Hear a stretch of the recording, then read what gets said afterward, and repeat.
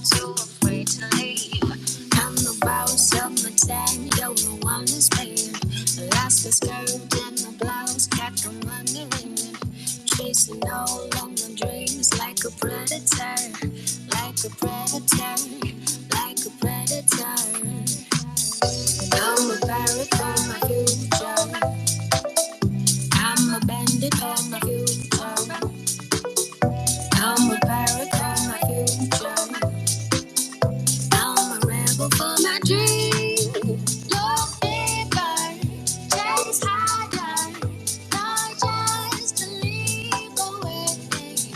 Dream seeker, look deeper, you're just a dream away.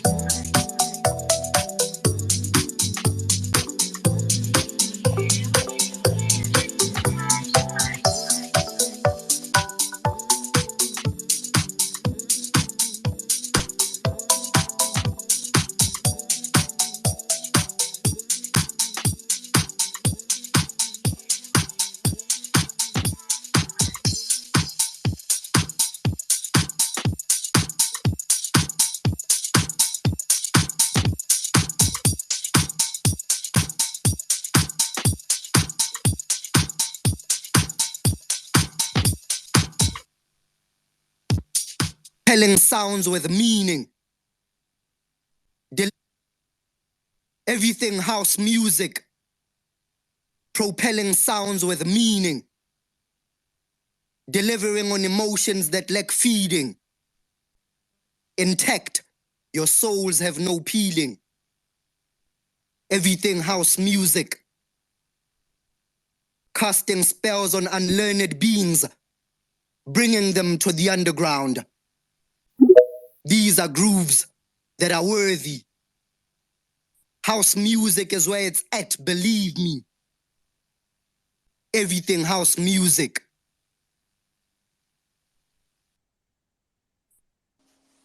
Everything house music, it's where it's at, believe me. Just like the amazing poet himself, Bongani Mahlomakulu, who says it. Welcome everyone to another edition of this wonderful thing that we do in the evenings when we talk house music and we invite guests and we see how furthest that we can get to know them. We can see how much more we can learn from them too, which is quite important. And our guest this evening on the 13th of October is none other than the legend himself, U.P.Z. This man has been around. I mean, if you don't know him, perhaps in the next 2 hours or so, you get to find a bit more about who U.P.Z really is. Because I think some of us who are in the 90s also know him because of certain songs that were released probably 10, 15 years ago, right? So U.P.Z is our guest. They're going to be here for 2 hours. Yes, absolutely. I'm loving it so much. Before I give the mic and I welcome my co-host, and I'm so happy Miss LP is also here. I'm so chuffed by that. The song that I actually played that we opened the space with is a song which has UPZ on it, along with Sio Cuebur. We actually had a couple of weeks ago. Wonderful human being, amazing, and Cuba on this one. And the title of the song is "A Dream Away," and I played the soulful mix, DJ edit of the song. So yeah, hope you enjoyed the song. You can actually go and check it out.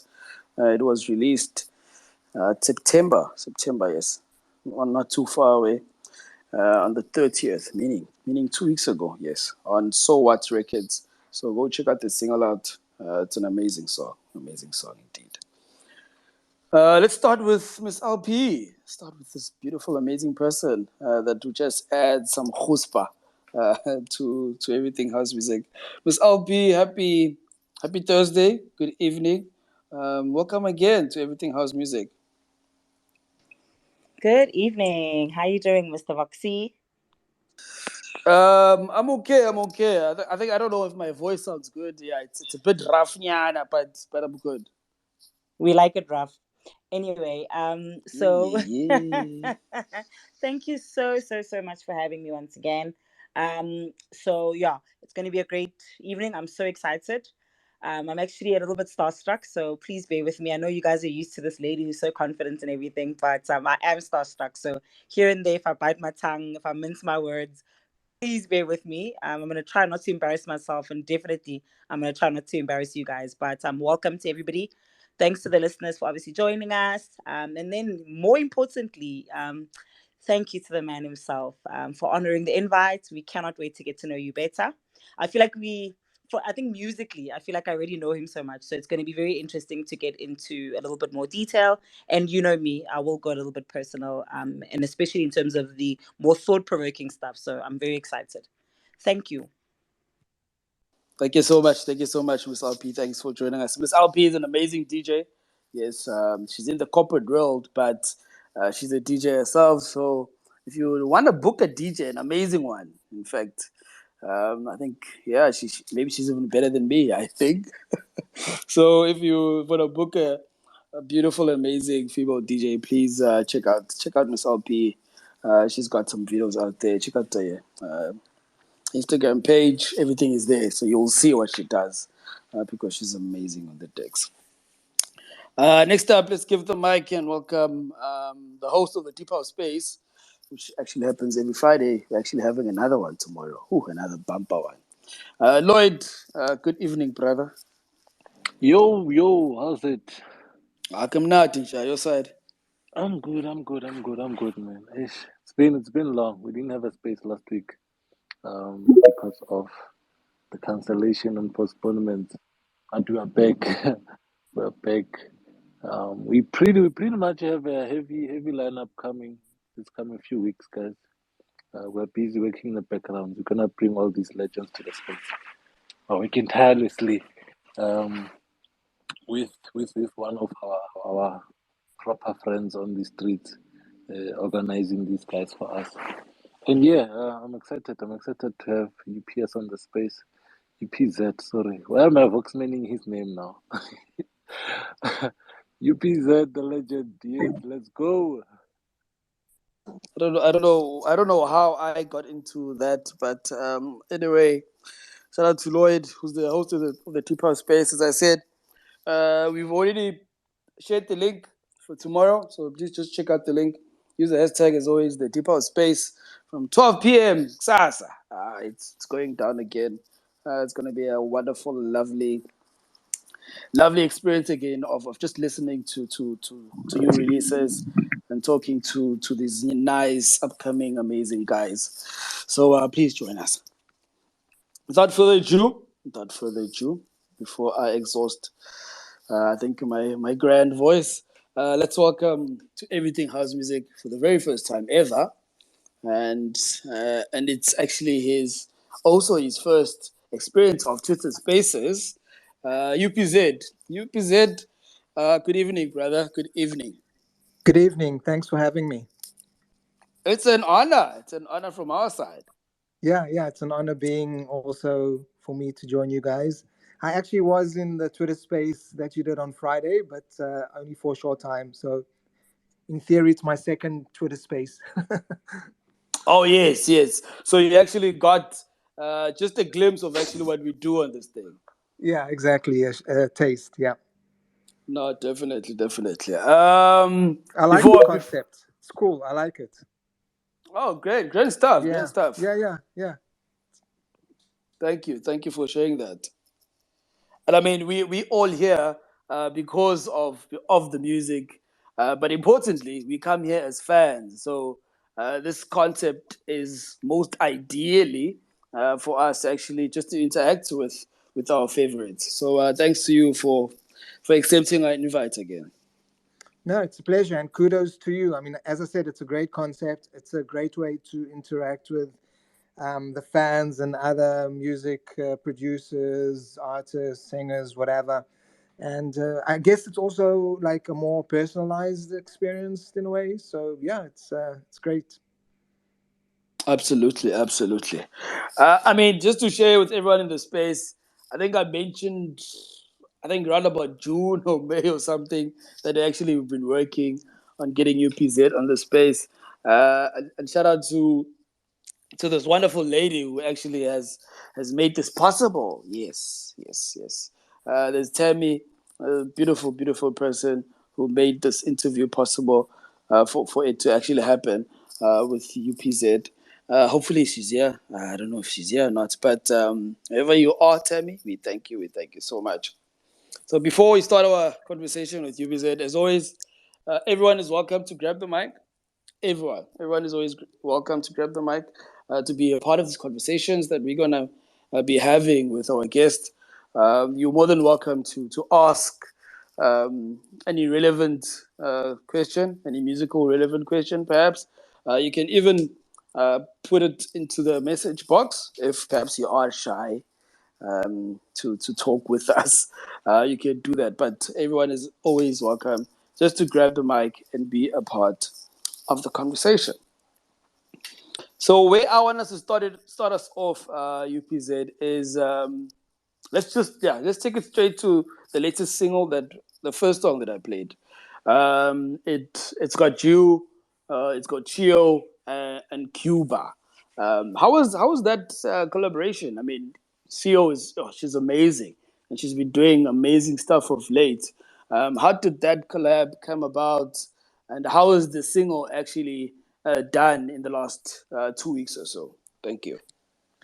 Well, yeah, I mean, that single actually has got a history. The version that we heard that opened the show was basically kind of like an updated version on the one that was released about 4 years ago, 4.5 years ago.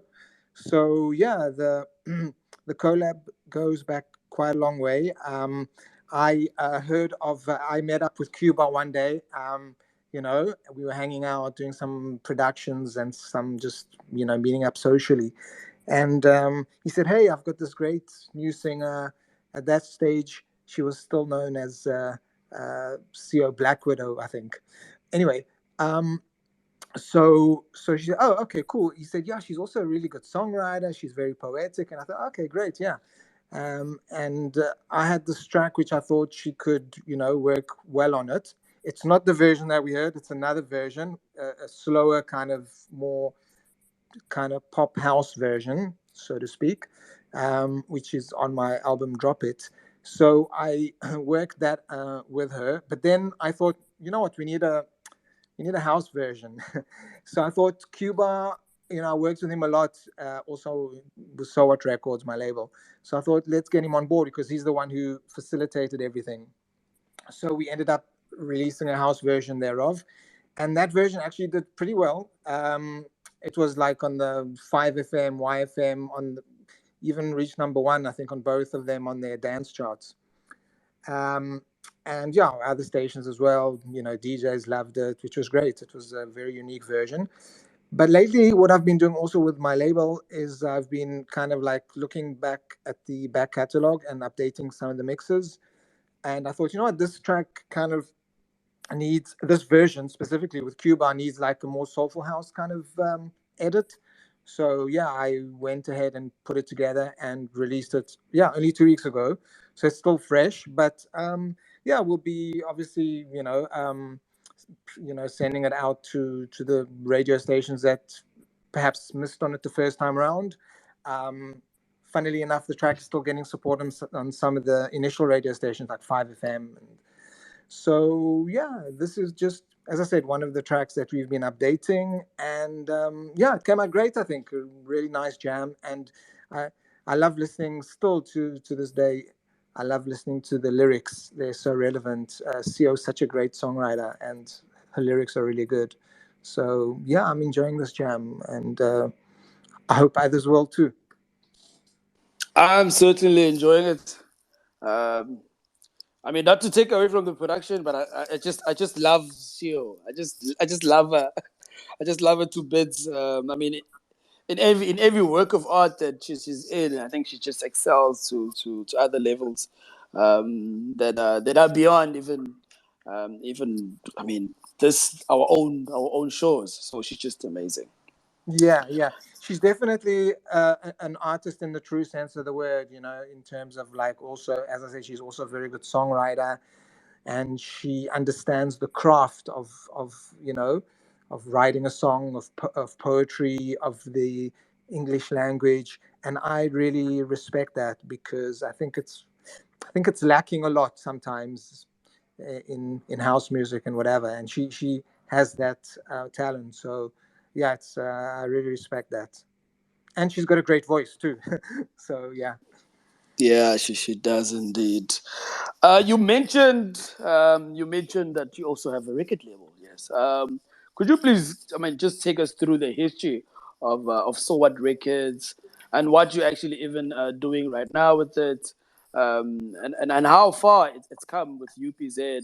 I mean, being a DJ and producer, and now a record label owner. Thank you. Yeah, well, look, soWHAT Records is more of a boutique record label. We're not like Soul Candi or Stay True Sounds. We kind of like focusing mostly on tracks that I'm involved with, or I collaborate with, but also obviously sometimes I sign singles from other artists that I like. I like their sound and I feel that it works. So over the years, we have released singles from other artists as well, and we also get quite a lot of remixes involved. Um, I used to do more remixes. Now we do a little bit less. But yeah, so we have worked with actually quite a few producers, and we it was established shortly after UPZ around 2007, because um, whilst I was also working and licensing to other labels, I felt that it's good to have my own outlet and some like artistic control in terms of like when I can release, what tracks I want to release, who I want to get on board. So when I established soWHAT Records, it gave me that versatility to do my own thing too. So I mean, I these days I still also sometimes sign tracks to other labels or whatever. But yeah, the majority I do release via soWHAT Records, and yeah, in this way I can also put compilations together, and so yeah, sometimes it does make it easy when you have artistic control, but obviously in other times it's good to sign with other labels, which I've done obviously. Some of them were smaller, medium sized ones, some of them were bigger ones, like I released on Defected, and on Strictly Rhythm. Obviously I worked also a lot with Soul Candi. But yeah, going back to soWHAT Records, over the years we've had different producers on board helping out, either remixing or collaborating or releasing. We worked with, okay, we mentioned Cuba. There was also Qness, Black Motion. There was a UPZ and Black Motion collaboration called Afrika Wo-man. Black Coffee did a remix for a track called Love Is Not For Hire, which is also on the label. DJ Ganyani released a track with Marishan and Marishan. I also worked with Marishan and Proverb on another track. Who else have we had? We have had some international guys, Abika Soul, we've had Real Soul, we've had Gino Strike. He's a new South African producer, Soulful House, PM Project, Black Hole. I hope I'm remembering everyone. But yeah, also we worked with some really cool vocalists over the years.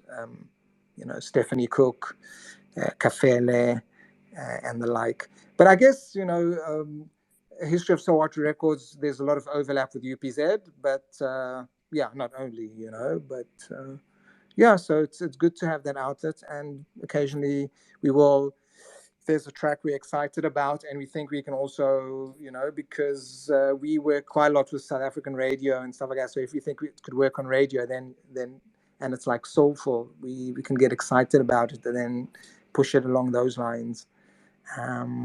So that's it, basically, regarding soWHAT Records. Thanks for sharing that. Thanks for sharing that so much. I think in recent weeks we've just had talks, just to get to know one another, and just so you also come here and get a bit comfortable to know who we really are. So I think we've started off with a good note. I'm having water. I think we can have whatever you want to have on your side, but. Yeah, today I'm keeping it safe. I'm always known for having some wine, but my voice is not good. Yeah, so I'm having some water. I don't know what's wrong, but I hope I'm good. I hope I'll be good in the next couple. I don't know when. But I was just getting to a point where there's one thing I think most of us have always wanted to know. U.P.Z is an abbreviation. Yeah. Of? Oh, basically, when I started the project off, I called it, actually, there was a stage right at the beginning. I called it the full name, which is United People of Zion, which you might see sometimes if you Shazam an old song of mine, you might see it pop up. But it was always U.P.Z. But then I thought, United People of Zion is a little bit too long. And it's like, so I said, let's keep it simple and just call it U.P.Z. and not dwell too much on the actual original name. And it's so I'm fine with U.P.Z. Like, there was a stage where I thought, I'm not that happy with the name or whatever. But then obviously it stuck as the tracks went out there and people started to get to know the tracks and the releases and the name. The U.P.Z. brand stuck, so I kind of stuck with it. Obviously, there were times that I thought, let me branch out and try release under my own real name, Avi Elman, or some other projects, which I still do. But the U.P.Z. name is the one which has stuck the most. And that represents more the soulful house sound that I do, because I also do some other genres, but that's U.P.Z. Is mostly soulful house, sometimes a little bit of new disco, Afro house as well, of course. So a bit of deep house, mostly vocal based, because I love working with vocalists and I love building up songs on a house production. Occasionally I will do maybe a remix, which might be instrumental. There was that C9 Sons of Soul remix, but it's very rare for me, or quite rare for me, to do something which is just instrumental, because, as I said, I like the vocal side of things. So I digressed a bit from the question, but that's what it stands for. No, U.P.Z. thank you so much. Thank you so much. And the story behind United People of Zion. Could you explain it to us? Was it could you literally? That should mean something, right? Yeah, it does mean something. Okay, so at the time when I started it, right, as you know, I don't know if everyone knows, I'm basically half South African and half Israeli. So my if you look at my life, half the time of my life I spent in South Africa and the other half in Israel, and I'm also a dual citizen. So at the time when I started U.P.Z, I was in Tel Aviv in Israel, and I was working with quite a few vocalists that side, and each one was from a different country. Like, the one was from the United States, The one was from Trinidad and Tobago. The other one was from Jamaica. And the other one was from Brazil. So I thought, okay, I'm working with these different vocalists, but they're all based in Israel, and Israel is also known as Zion. So I thought, let's call it United People of Zion. So also at the time, I just signed a track with Sulfuric, which is the label, used to be like a big house label back in the day. And it's subsequently Sulfuric became the owners of Traxsource. And I actually met them up when I was in one of the winter music conferences in Miami. I met them up even before they established Traxsource at their studio. So I consulted with them as well, and they loved the name. So yeah, that's the meaning behind it. Interesting, and quite lovely. Thanks for sharing that. Sure, thanks. Before I hand over the mic to my co-host, perhaps I'd like to dwell in. Let's take a smoke break, drinking break. I mean, if you wanna grab a muffin or anything or a coffee, I'm gonna play a song and then we can come back and just talk a bit more with our guest, U.P.Z. And as always, definitely welcome to grab the mic. Please, after this, don't be shy at all. So the song I'm going to play, I think most of us perhaps know it on the space. And perhaps if you don't, you didn't even think that the song was made by this guy, then today you'll actually find out. So I'll play Believing by our guest U.P.Z. And this one features Kafele, the amazing vocalist himself. Actually, there was a single that he released quite recently. It's Rough Gum. We had that single on the Deep House Space too. So please enjoy the music. And we'll come back to more conversations with our guests. Enjoy the small drinking break too, please. Thank you.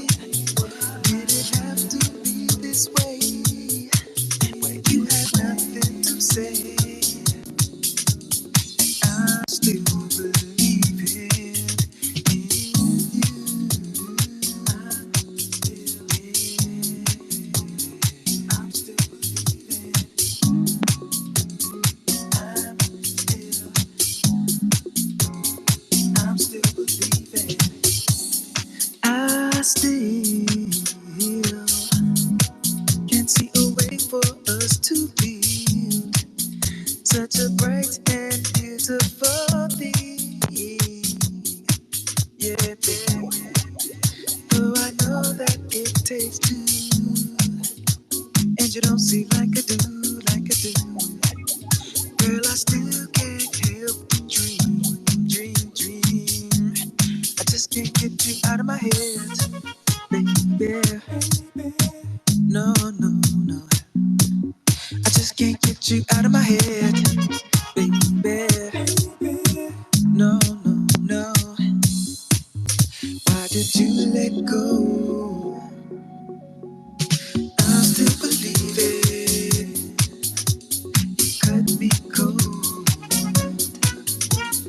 left me here bleeding. Why did you let go? I still believe it. You broke my soul. I'm barely breathing. Tell me why to be this way. You have nothing to say.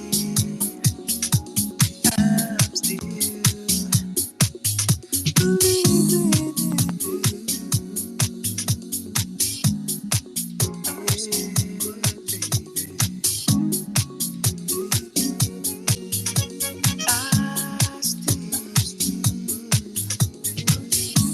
I still dream of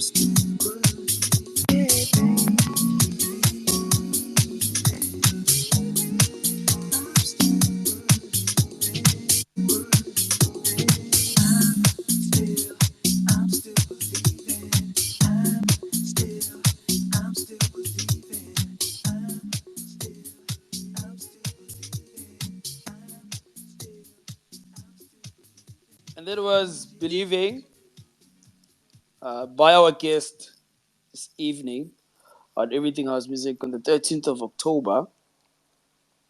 And it features on vocals Kafele, the amazing Kafele. Bloody good vocalist, that man.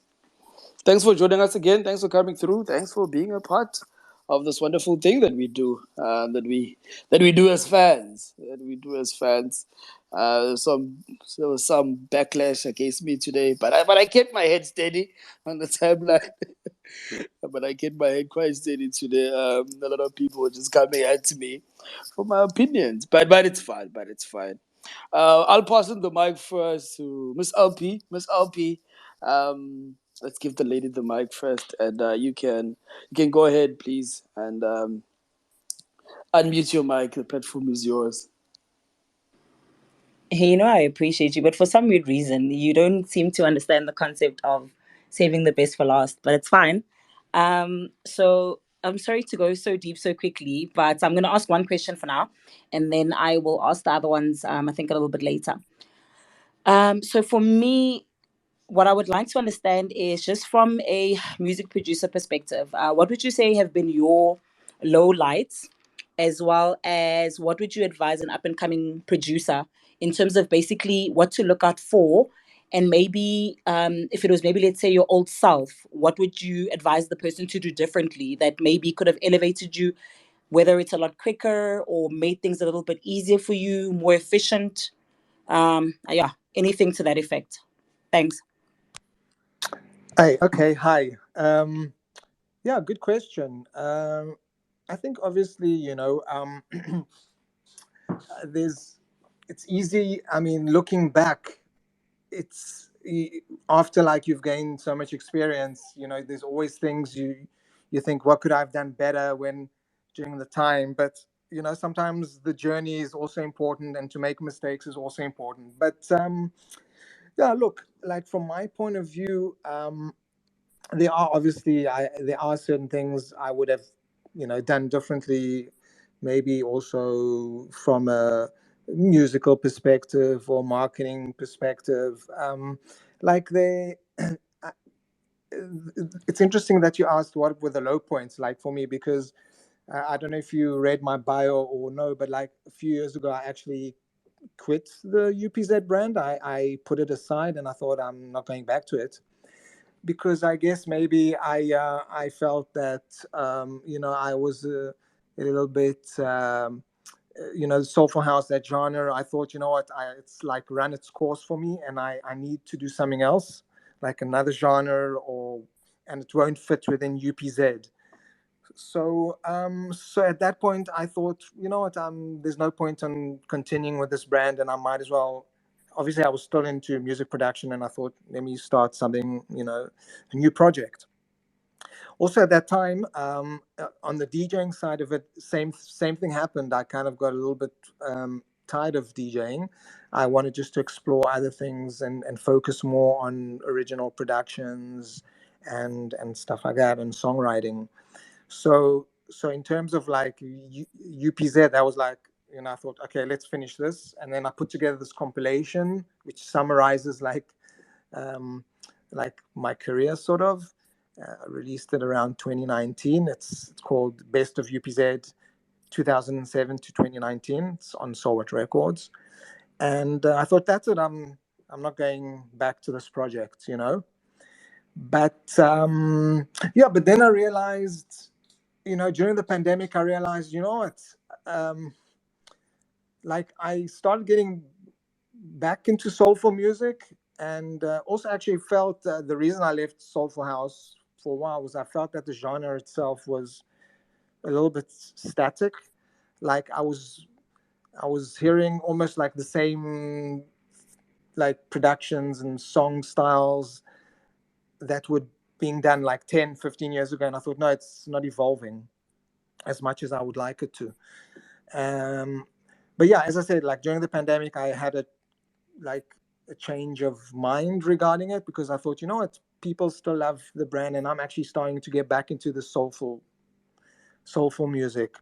And then around that time, Prince KB, he did a cover of the song Pure Surprise, a lockdown cover. It had 3-4 vocalists, like 3 lady vocalists. I forgot their names, and one gent, and they did a very, very nice cover. I can actually look at the names of the vocalists. You guys probably know them maybe better than me.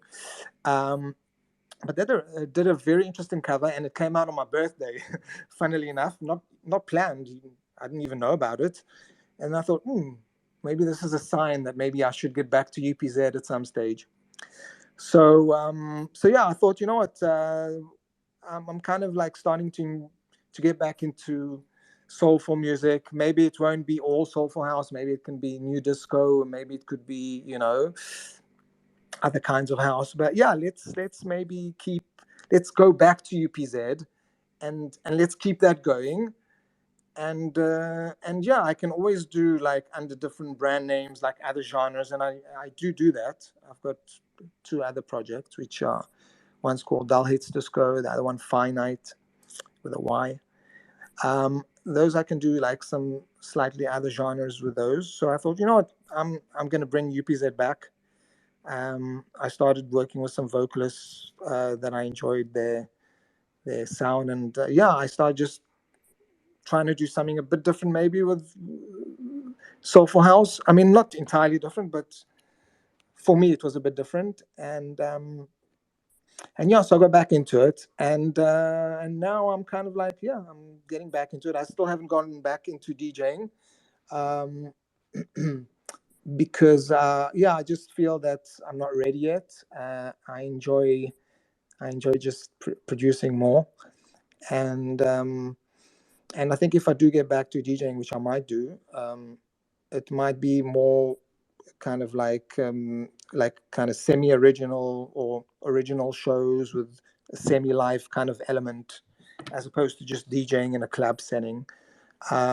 But I haven't fully decided on that yet. So yeah, hopefully that answers part of your question.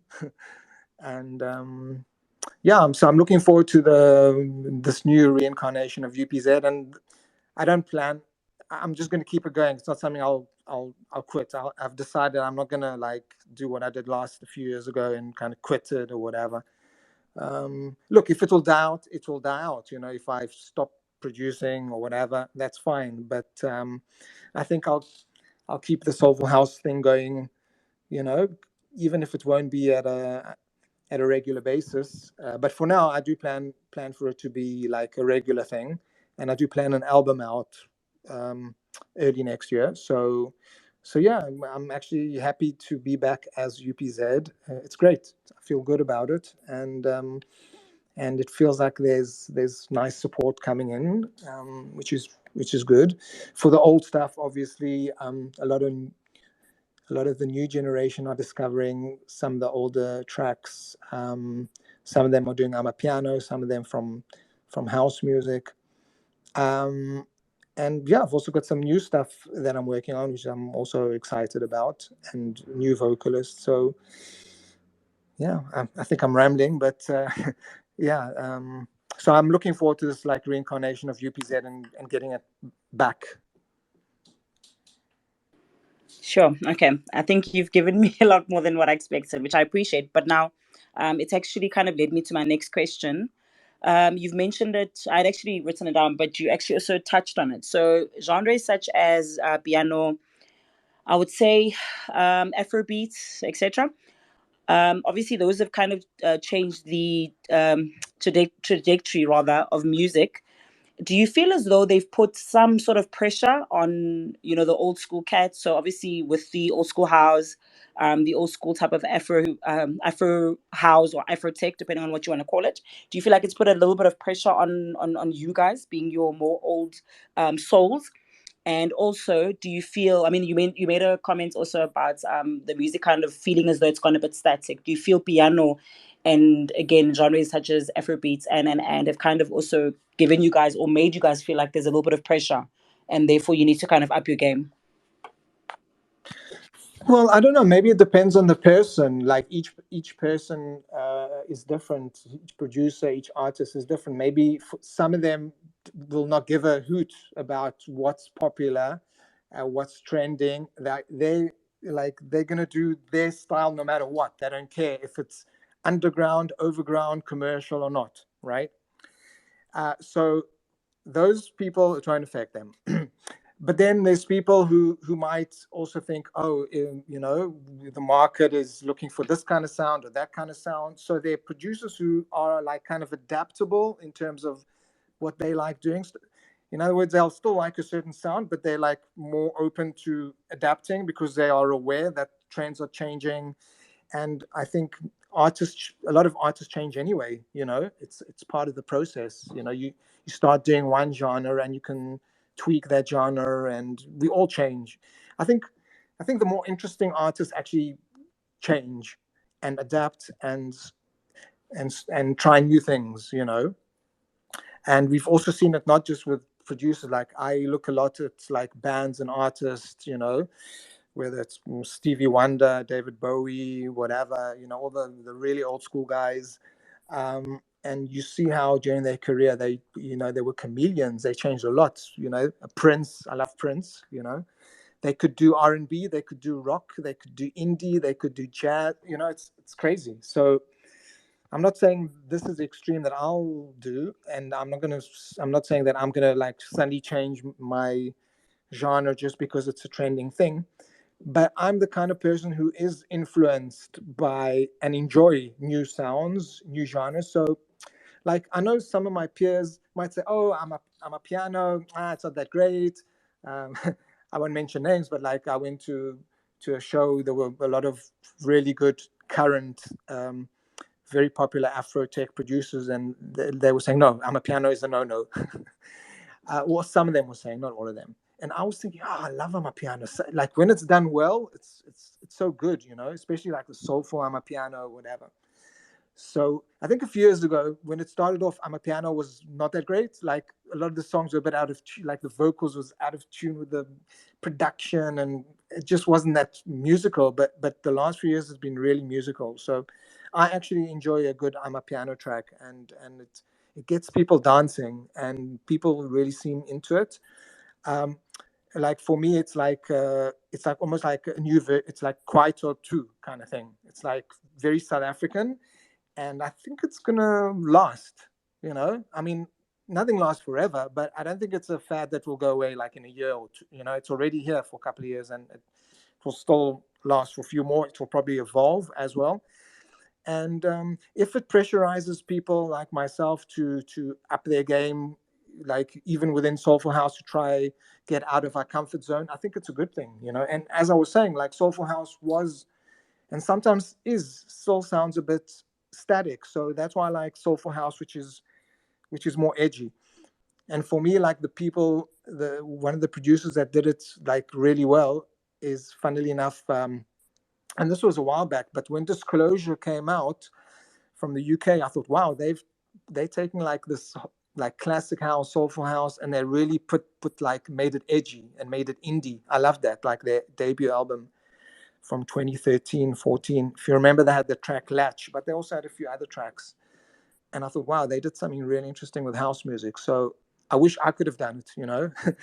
But look, on the one hand, I enjoy doing that, the old school soulful house, but I'm trying to figure out how I can make it a bit more, you know, modern, or add some kind of like edge to it, you know, whether it's in the vocal or in the production, you know. Like, for example, if you listen to a track with Sio, like straight away, a house track with Sio does not sound like any typical soulful house track from, you know, it's a bit different. So that's already like something with an edge. So yeah, I think putting producers, like prodding producers along to be a bit more edgy, or I think it's a good thing, because it will take us out of our comfort zones and we can try do things which might be new. Not all the time will be successful, but we can try, and this is how art evolves. Yeah.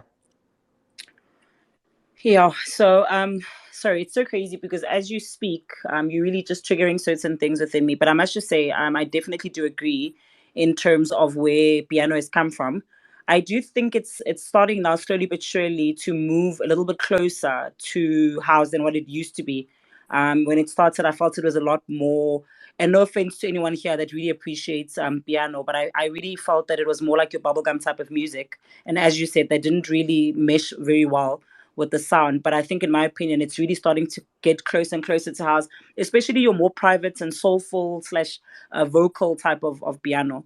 But I think for now, as a last question, just in terms of just keeping up with, I think, the different platforms now. We were talking about basically evolution and so on. What do you think is the correlation between your old school sound, or your old school cats in inverted commas, relative to digitization or the lack thereof? I'm not so sure I understand the question. So basically, Can you just in maybe? terms of, you briefly spoke about now. I think you said something about in terms of, um, I think it was marketing or something like that, or basically just the different platforms that some of these new sort of styles of music, where they basically based. So, do you think there's a correlation between the old school sound, again, relative to digitization? Do you feel as though we're not using maybe that space as much as maybe we could? I don't know. Are you referring to like the marketing of the music in terms of digitizing? Marketing in terms of just generally, so your social media platforms, your marketing, where it is that we basically put music out there, etc. Yeah, yeah. Look, it could be. It could be. Because, like, for example, like people like myself, I don't know. I don't know about my colleagues, but like people, because I'm not on, like, take TikTok for example, right? Like, I'm not on TikTok, right? So could it mean that I'm missing out on something? Yeah, it could.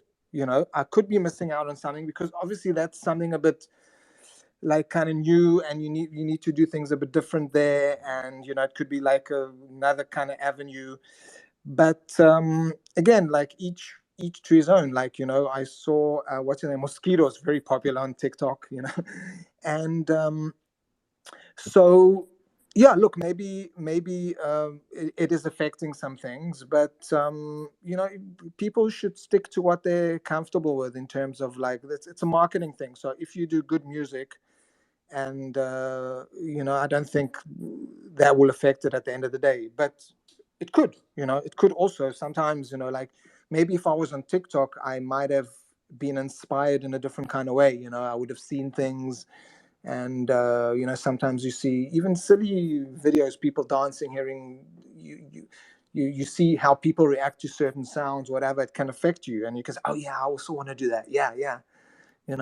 So maybe it does affect, but I think at the end of the day, it's all about, for producers and artists, it's all about writing a good song. A good song produced well, that's the ultimate marketing tool. Forget networking, forget radio plugins, all those things are super important, but if you have a good song with with the written well, it has emotion, like Osama, for example, then like that will do all the marketing in the world for you. Really, you don't need to do much more, especially if you already have like some kind of basis. But we're at an age where if there's a producer that, or an artist that writes a good song that's, as I said, written well, produced well, and is professional, and it's also has that emotion, it will get out there. It will get out there, and especially if the artist is already known. So this is what I'm trying to focus on. I'm more trying to, and that's why haven't gone back to DJing yet and all that stuff, because I'd rather focus on producing and songwriting and things like that. Thank you. I think, yeah, it's interesting because some might actually beg to differ. Again, I suppose, like you said, I think the most important thing is what it is that you're actually trying to achieve. And I mean, for some, it has actually worked to, keep to who I've always been, my basically blueprint. And for some, it hasn't worked. We've seen people who've kind of fallen by the wayside because they didn't evolve. So I think it's something that, I don't know. I'm wondering if there's actually a formula to it, really. But yeah, thank you for your response. Voxman, I'm going to keep it there for now. I can add to that. Mm. I can add to that. Like, I think one way for an artist to evolve is for, like, especially an artist like myself that's been around for a bit. If you collaborate with an up and coming generation, like this can keep you kind of like always relevant and on your toes. So this is something that I do try to do. Like, I'm always on the lookout for cool up and coming vocalists, and I've always been like that. That's how I tapped into Sio back then, before she was like, really well known. I always look out for new vocalists who bring something fresh, or new producers. Like now I'm working with Geno Strike and PM Project. Look, some of them have been around, but they're kind of like they're like a generation behind me kind of thing. So they're new kind of thing, not new, but newish. And they always, the new generation always can keep things fresh, bring a new perspective to collaborations. So I think that's important. Also, like going back to Amapiano, I did an experimentation kind of thing where I collaborated with MFR Souls, and we released a new version of Believing, Amapiano one. So that was interesting, because you mentioned the soulful side of Amapiano is approaching house, and yeah, I agree. The soulful side of Amapiano is kind of similar to a lot of the house stuff. It's just obviously a bit slower, and it's got like a distinctive maybe bass and all that kind of stuff. But it is approaching the soulful house thing, and that's why a lot of them are, a lot of Amapiano artists are sampling the house music that they grew up on. Even my track Pure Surprise was sampled by various Amapiano artists. One of them did extremely well, and it was also sampled by MFR Souls, by Kanyisa. She had a track, Beka Mina Ngedwa, sampled Pure Surprise. Sometimes they do it illegal, like without getting your permission. But if they obviously, after they release it, whatever, I came to an agreement with them and all that stuff, it's all good. But yeah, I think they're tapping into it because they grew up on it, and they're incorporating those soulful elements. And I think going back to what you were asking, yeah, collaborating with a new generation of artists is definitely a good way of keeping things fresh. And even if we look at someone like not from soulful house, of course, Madonna, pop. Like if we look at her career, and she started releasing in the 80s, and she's still almost relevant now, still. The only way she managed to maintain that relevancy is all the time she's always working with new producers, collaborating with new artists, rappers, etc. She's always, doing, not only her, but even like Britney Spears or whatever. So this is one of the secrets if you want to maintain the commercial side of it, I guess, if you want to put it that. But not only commercial, I think artistically also, like sometimes the new generation will bring something different to the table, and in general, collaborations, it doesn't matter, new, old, whatever, always bring something new to the table. Like sometimes two people collaborating can be synergistic. So I'm all for a collaborative approach in songwriting and productions and collaborations, in general. Appreciate your responses. Thank you so much. I will ask another question a little bit later. Let me give you some time to breathe. Waxman, thank you so much as well. Thank you, Miss LP, and thanks for becoming a part of this amazing thing that we keep on doing, which is called Everything House Music. I mean, if you're joining us for the first time, we do this every week. Last week, well, this was quite a bad week. Couldn't have a space, but we do this every single week, at least once a week. We just invite prominent or non-prominent, all kinds of musicians, all kinds of house music heads in the house music industry. And we just invite them to Everything House Music, and we just talk to them regarding their careers and some of the things and some of the issues that we come across as fans. So that's Everything House Music. We've been here for more than 14 months now, I think, or so. It's been a while. It's been a long time. But we've been here, and thanks for coming through. Next week, we've reached out to Da Capo, so we're just gonna, let that into the final steps of things. We might have Da Capo on the space, as well as Kasango. So even Kasango, finally gonna have him on back, seeing that we actually postponed with him a couple of, like, 2 weeks ago or something. So that's also in the pipelines. And we're also going to have a wonderful interview, but not on Everything House Music, with Herbie Twaile, the jazz artist, that legend himself. So he's welcomed he's graced his time for us to actually spend an hour or so, 2 hours or so with him next week Thursday on the 20th, just to talk to him regarding his jazz career, his amazing career that has come this far. So those are the things. Thing called music, and we're just fans, not even experts. But that's us.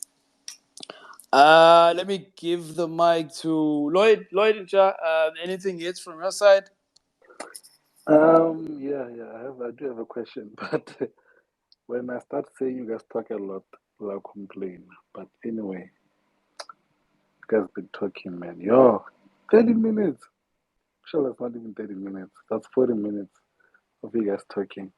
I think I'll ask after play song. Let's play a song. Let's get a breather. You guys been talking, man. Jeez. Yeah, that's Lloyd for you. But that's definitely Lloyd. Shout out to Gino Strike. Gino Strike is in the space. Prominent figure in soWHAT Records. Actually released a single a couple of weeks ago on Nervous Records. So I think we need to talk to Gino Strike and actually have him on the Deep House space one of these days. Definitely. Having someone who's released music on a grand stable like Nervous, that'll be fun, right? Just to hear how that has happened, how that is working out. So shout out to Gino. Thanks for joining us, brother. And thanks to everyone else, as always. It's an absolute pleasure. It's an honor to have you on Everything House Music. So the next song when I play, let's see. Let's look in the archives of U.P.Z. I mean, there's so much. But let me ask U.P.Z himself. U.P.Z, which song would you like us to play next? Please. Well, I don't know what's there on your, tell me the songs you have there, and then I can, maybe, do you want like a Soul Candi one that was on Soul Candi, perhaps? What's the point? That could be one. What's the point? Let me see what I can. Well, let me see what I'm looking at, because so many of your songs. Or do you want a lesser known one? Oh, okay. Or a new one? We could do a new one. How about a new one? Yeah, a new one is okay too. Yeah, we can do. We can do Mind and Body. Mind and Body. Okay. U.P.Z, Mind and Body. No problem. Got it. And it's got like a bit of jazzy thing as well, trumpet and stuff. And before I play it, I mean, could you just take us through it further? Yeah. Basically, Mind and Body. It's a collaboration I did with a vocalist called Bobby Saint. He's based in Los Angeles, I think, and I think initially he's from Barbados. He's got that that neo soul influence, a little bit like Prince, a little bit like D'Angelo kind of thing. I like that. I like that vibe. So I reached out to him and we worked on this. We did like a soulful version, an Afro version, that's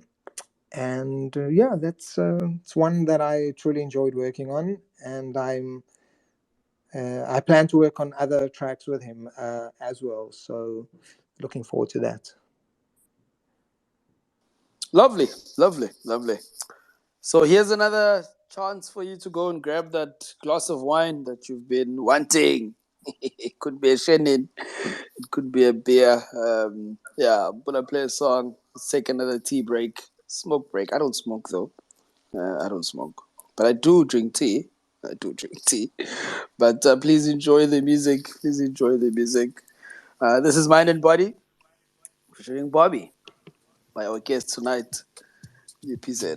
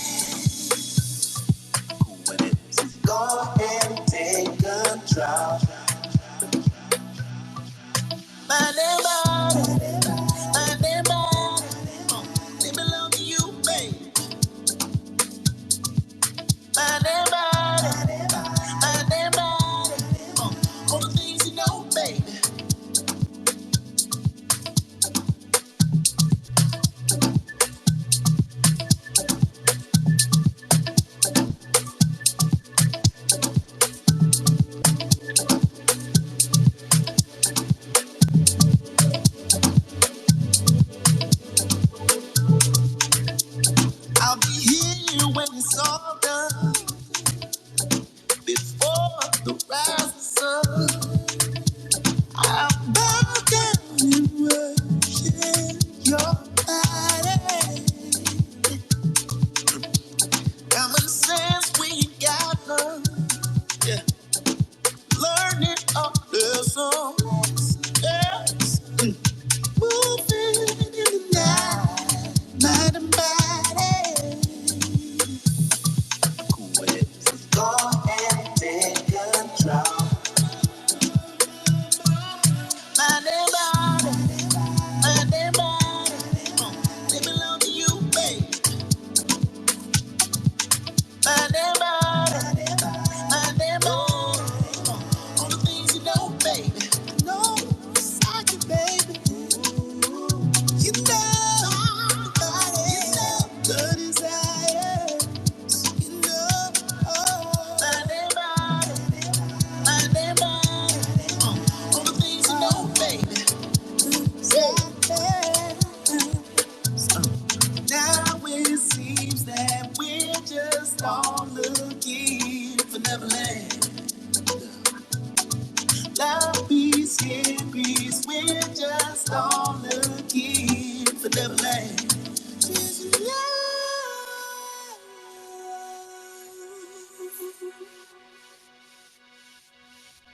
My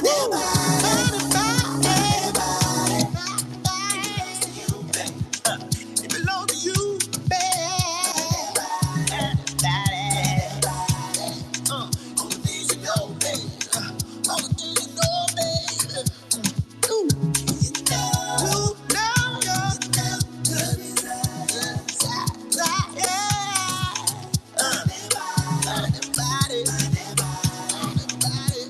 to you, baby. It belongs to you, baby. Ooh, belongs to you, baby. Ooh, belongs to you, baby. It belongs to you, baby.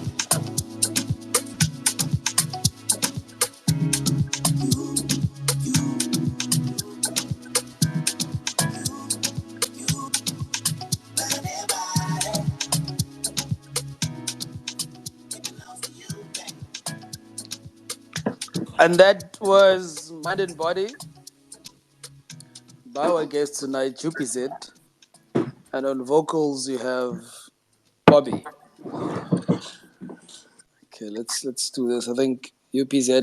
was probably dancing to his own song for a second. But that's okay. That's okay. That's okay. We don't mind that. We don't mind that. Shout out to Ali B's here. We actually had her on music nights couple of weeks ago. I think in August. Yes, in August. Wonderful, amazing artist, vocalist, singer, producer of music. Thank you for joining us all the way in the US. Yes, all the way in the US. Hopefully you're keeping control of your water, your water in LA, please, Ellie. Thanks for joining us. Thanks for coming through. And as always, shout out to everyone else. Thanks for gracing us with your presence and your time, which we value. We value so much. U.P.Z. Still, are we still good? I think we did talk that you thought perhaps an hour or so would be too long. Are you still good on your side? Yeah, all good, all good. I'm enjoying this. Okay, no, that's great. That's great. As I said, I mean, I shared previously with you that, and the first hour goes so quickly you don't even see it, and then by the time it's 2 hours, like okay, it's like we just started. Then everyone needs to sleep, but yeah, we're gonna spend it for 2 hours, as always. But just also to mention to everyone in the space, our spaces are recorded. Yes, are recorded. So if you always use the hashtag everything house music or the deep house space or music nights, those spaces actually will pop back up. Recently even checked the space that we had at Black Coffee in August. Yes, so it's still around. Quite amazing. It's actually still around. But if you can't find them there, you can go to my YouTube channel. So type in Voxman on YouTube and you'll come across the same bucket head. the same red bucket hat, and we have all our spaces there too. So before I give the mic to Lloyd, there's a question from one of the listeners, the Aaron Rodgers Stan account. Hey, we have to talk about this Aaron Rodgers.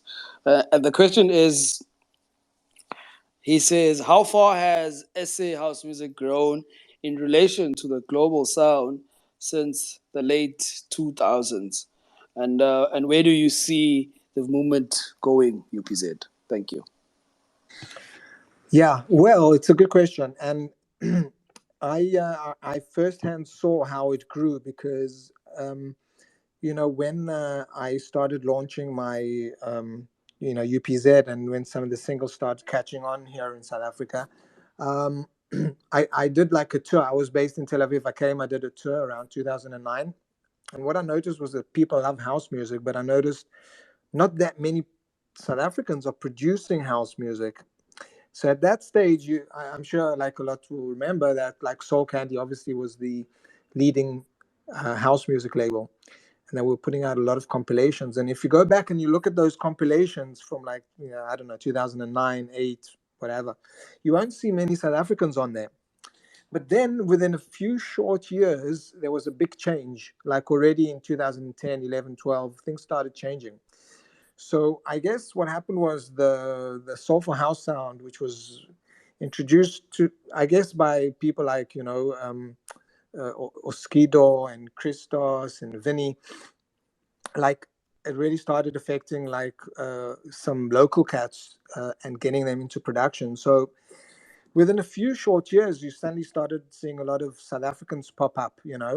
At first they were doing also soulful house, and then very quickly they also started doing some Afro house. Soulful Afro house, and then obviously from there it's started to expand. And today there's like Afrotech and a whole lot of other things. But you saw very like quite a quick kind of progression, and from a stage where you wouldn't see any South Africans, hardly any South African producers on compilations in South Africa, to a point where overseas labels like Defected and those ones releasing South Africans production on a regular basis.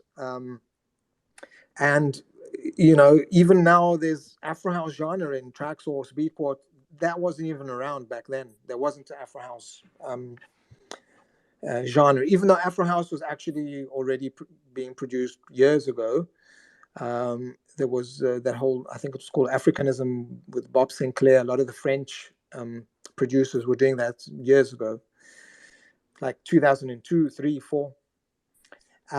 But yeah, there wasn't. So because like South Africans got really into that, and South Africa was a huge market, still is, huge house music market. This obviously affected and got the attention of stores like Traxsource and Beatport. Beatport these days also has Amapiano genre section all on its own. Traxsource doesn't have that yet. So yeah, we could see the effect. So it was like a big difference. Like say before 2010 or so, there weren't that many South Africans, and then from like 2010 onwards, or just before that, you got a big influx and influence of South African producers. And today, a lot of the leading world music producers are from South Africa, and we know them obviously, like Black Coffee being the most obvious example, but there's quite a few others too. And yeah, huge impact.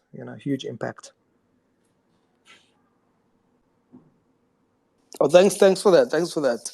Hope the Aaron Rodgers 10 account got his mouth full of wisdom and knowledge from that. Thank you so much.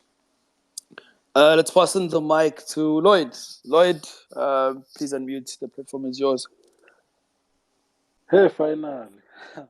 So U.P.Z, I wanted to ask about your, cause we stalk our guests on Instagram before they come here. I wanted to ask about your love for photography. Do you also shoot your own music videos and also edit them? Interesting question.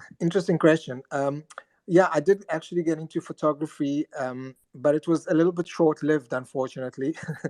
But there was like a couple of years where I was into it around 2018, 19. It was, yeah. And I got into street photography. I used to walk the streets and kind of like in different countries because I was going, I was in Tel Aviv and London, been in SA as well. And then I was just like taking shots and I was like, oh, I love it. And yeah, I actually very quickly went on to do some music videos, but not U.P.Z. music videos. It's another project that I'm working on called Finite. I shot a few music videos with that. And yeah, it was real fun. It was great, but unfortunately, it was too time consuming. Like putting together a music video and producing a song, it was just too time consuming. And I realized, oh, okay, no, this is taking too much time. But till today, I still use some of the images that I photographed. I use quite a lot of them on my artwork of releases. So most of the artwork has elements of my photography in it still. So I still got a bunch of photos, and I guess I'll continue using the photos in releases, in the artwork for releases. So yeah, there's still some of that remains, but I don't think I'm gonna shoot my own videos or whatever. But it's good to have the knowledge in terms of like how to shoot, how to direct and all that kind of stuff. So I'm happy I got into that. And obviously nowadays, I mean, I used to have my like a Canon digital, like a proper camera with different lenses and all that stuff. But once you have the the knowledge or whatever, you can also take good pictures with your phone. Like the phones these days are just as good as those digital cameras. So it's great. The camera, like these days you can even do a music video with like a good iPhone. So yeah, it's good to have that knowledge, and I enjoyed it. And hopefully, look, maybe I do plan to get back into it at some stage, but maybe it might not be with a digital camera. It might be with like maybe just the normal iPhone or something. I still enjoy taking photos, which I do sometimes. Obviously, I put them on social media and whatever, but yeah, it's a great hobby. I loved it. So, would you say the lack of music videos in deep house, soulful house genre today, is it time consuming? I don't think it's because it's time consuming. Look, I think a lot of the guys that are producing soulful house are kind of more into, because they come from the underground. They're not as well, obviously not all of them, but a lot of them. Like if you look at the guys, say that you see their productions on tracks, so a lot of these guys they're just focused on making music, so they're not that focused on doing a video and this. And don't forget, like soulful house as a genre is like South Africa, I would say, is like quite a big market for it. Used to be, not as big as anymore, obviously, and in a few other markets. So a lot of them are, because they're in the underground, they're just more focused on just doing the music, really. But if there's a potential for a track to do well, or if they're commercially they're producers with like a commercial edge, like obviously Disclosure or whatever, obviously they would do a video, or here in South Africa, if you're like a well-known artist and you're doing house, and then you release, you produce a song, then you would consider doing a music video for it. Like me myself, I won't do a music video for all my songs, but I might do for a song which I feel has a commercial potential or whatever, because again, it's time consuming and it needs a lot of, you need to put a effort, you need to obviously budget for it and all that stuff. So I guess it's good to do on for certain tracks, it all depends on the artist, and if you feel that making a music video will add to the art of the song or to the commerciality of it. So I guess, as I said, because a lot of the soulful house producers come from the underground, they're not. This isn't on the top of their minds, but they're aware that it might be a good tool. So some of them do get into it and do it. I encourage it myself. I think it's a good idea to have a music video, especially for songs that have good radio potential or social media potential. So yeah. I think it's a good thing to do every now and again. Also good for branding if it's done nicely, you know. Um, but yeah, if you're going to do a music video, make sure it looks nice. It doesn't necessarily mean that you need to budget like a lot of money into it or something, but it needs to kind of look cool or whatever. Sometimes even with a low budget, you know. So make sure it kind of looks cool. It's a bit edgy or has something to it. Even though, yeah, these days also people do like really simple videos, and sometimes that also does the trick. So yeah, I encourage it in general, but maybe not necessarily in all cases and for all songs. For sure, it'll never be, I think, for all the songs. Maybe just one song from the album. It can help. We've had more than 20 albums, EPs of deep house dropping between 21 and this year 2022. None of the producers have actually said, I'm gonna make a video for at least one song that is, and all these songs are good. Like we could handpick a couple of songs that could have made it with videos. And back in the days, you know that music videos used to actually push a song. I think it still does even today. If you can hear a song on radio, it's possible that even if you switch on a music video playing, I think that will add an extra interest to the consumers and the lovers of the music, you know. So what would you say um, from back in 2004 up until now, the love for music videos has dropped in this genre? I don't know. I haven't really been following the in terms of the music videos but as you said, maybe less people are doing it. Could be maybe it could be related to the fact that soulful house in South Africa at least was at its peak during the Soul Candi days, right? So so obviously in those days a lot of like it was, you know, you had to get a video out for, not had to, but it was recommended like you do videos, or people wanted to do videos because soulful houses in South Africa was a commercial genre, you know. But it's not like that anymore. Like soulful house, I wouldn't say is a commercial genre anymore in South Africa. I mean, it still can do well, you know, and it's still, but it's not like it was back then. So that's why maybe I think producers are kind of focusing on, like myself even, like are focusing on just making music first. And if maybe if they see that a track has got potential, then they'll know it might be a good idea to do like a music video. And like I'm looking at people around me and I see, yeah, okay, there are some music videos that come out every now and again. But yeah, maybe in specific cases, because also the market has changed. So I guess the appetite maybe for videos is not as it was back then. You know, when you did a video, you knew it would be on, like, I don't know, Channel O, MTV, Trace, and those stations. These days, you could spend a lot of time and budgeting on a video, and then it might not get that kind of exposure. So I can understand why some won't. But I think, you know what, if we producers and artists focus on the music, that's the most important thing. Remember when I said earlier, like, the best marketing networking tool you'll have is a good song which is well written and produced, not necessarily has a good video. And like Pure Surprise never had a video, and it was you know, it did really well. Whereas like Believing did have a video, has, let's say, it's still around, um, and yeah, and What's the Point had a video, but that's because the label wanted to do it. So like with my tracks, yeah, a few of them have videos, but yeah, the biggest one in South Africa, Pure Surprise, never had one.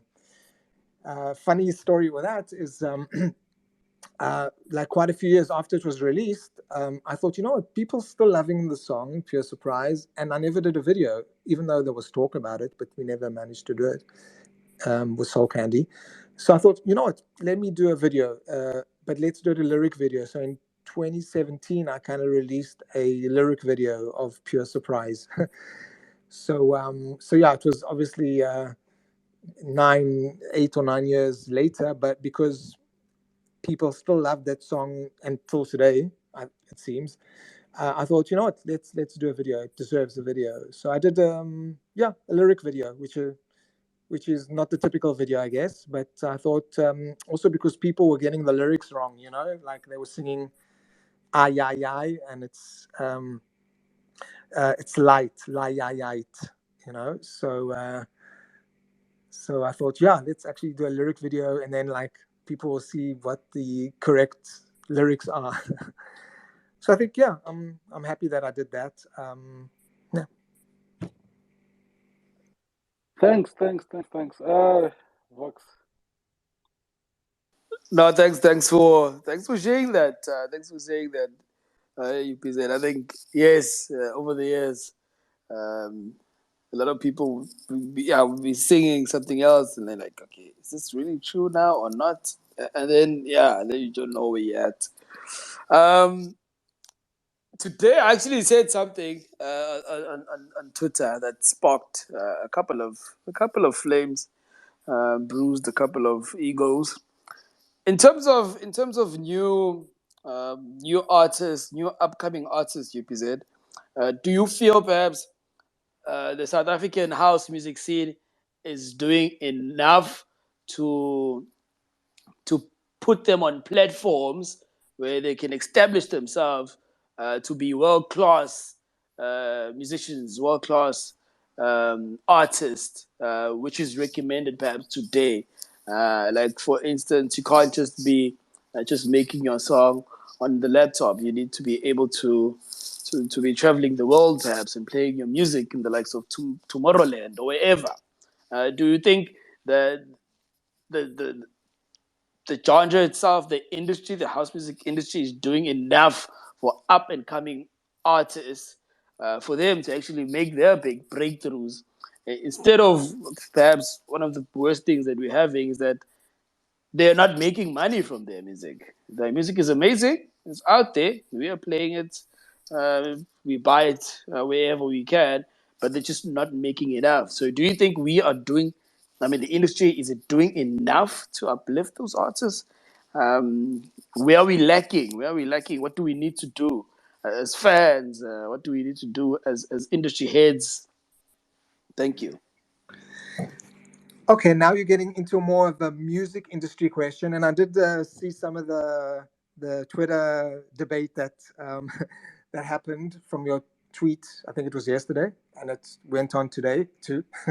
No, interesting debate. I thought it was interesting, and I think it's good to voice opinions. We living at a day and age where not just relating to music, like people voicing opinions, they sometimes silenced, you know, or they're like encouraged not to voice certain opinions, and this whole cancel culture thing which is going on, which is a slippery slope, you know, uh, because it's also related to freedom of speech. So it can start with cancel culture, and before we know it, a few years down the line, there isn't freedom of speech, and also there's a bit of issues around that. But that's a whole different topic. So, look, in terms of the music industry, like I'm less involved in the mechanics of the South African music industry at its current state. I used to be more so when I was with Soul Candi, right? Because when I was with Soul Candi, and when I say was with them, I wasn't an artist under Soul Candi, but our label soWHAT Records, we licensed tracks to Soul Candi, and then, you know, obviously they released them locally and in compilations. Back then, I was a lot more involved with the mechanics because well, firstly, I was DJing, you know, with all my fellow.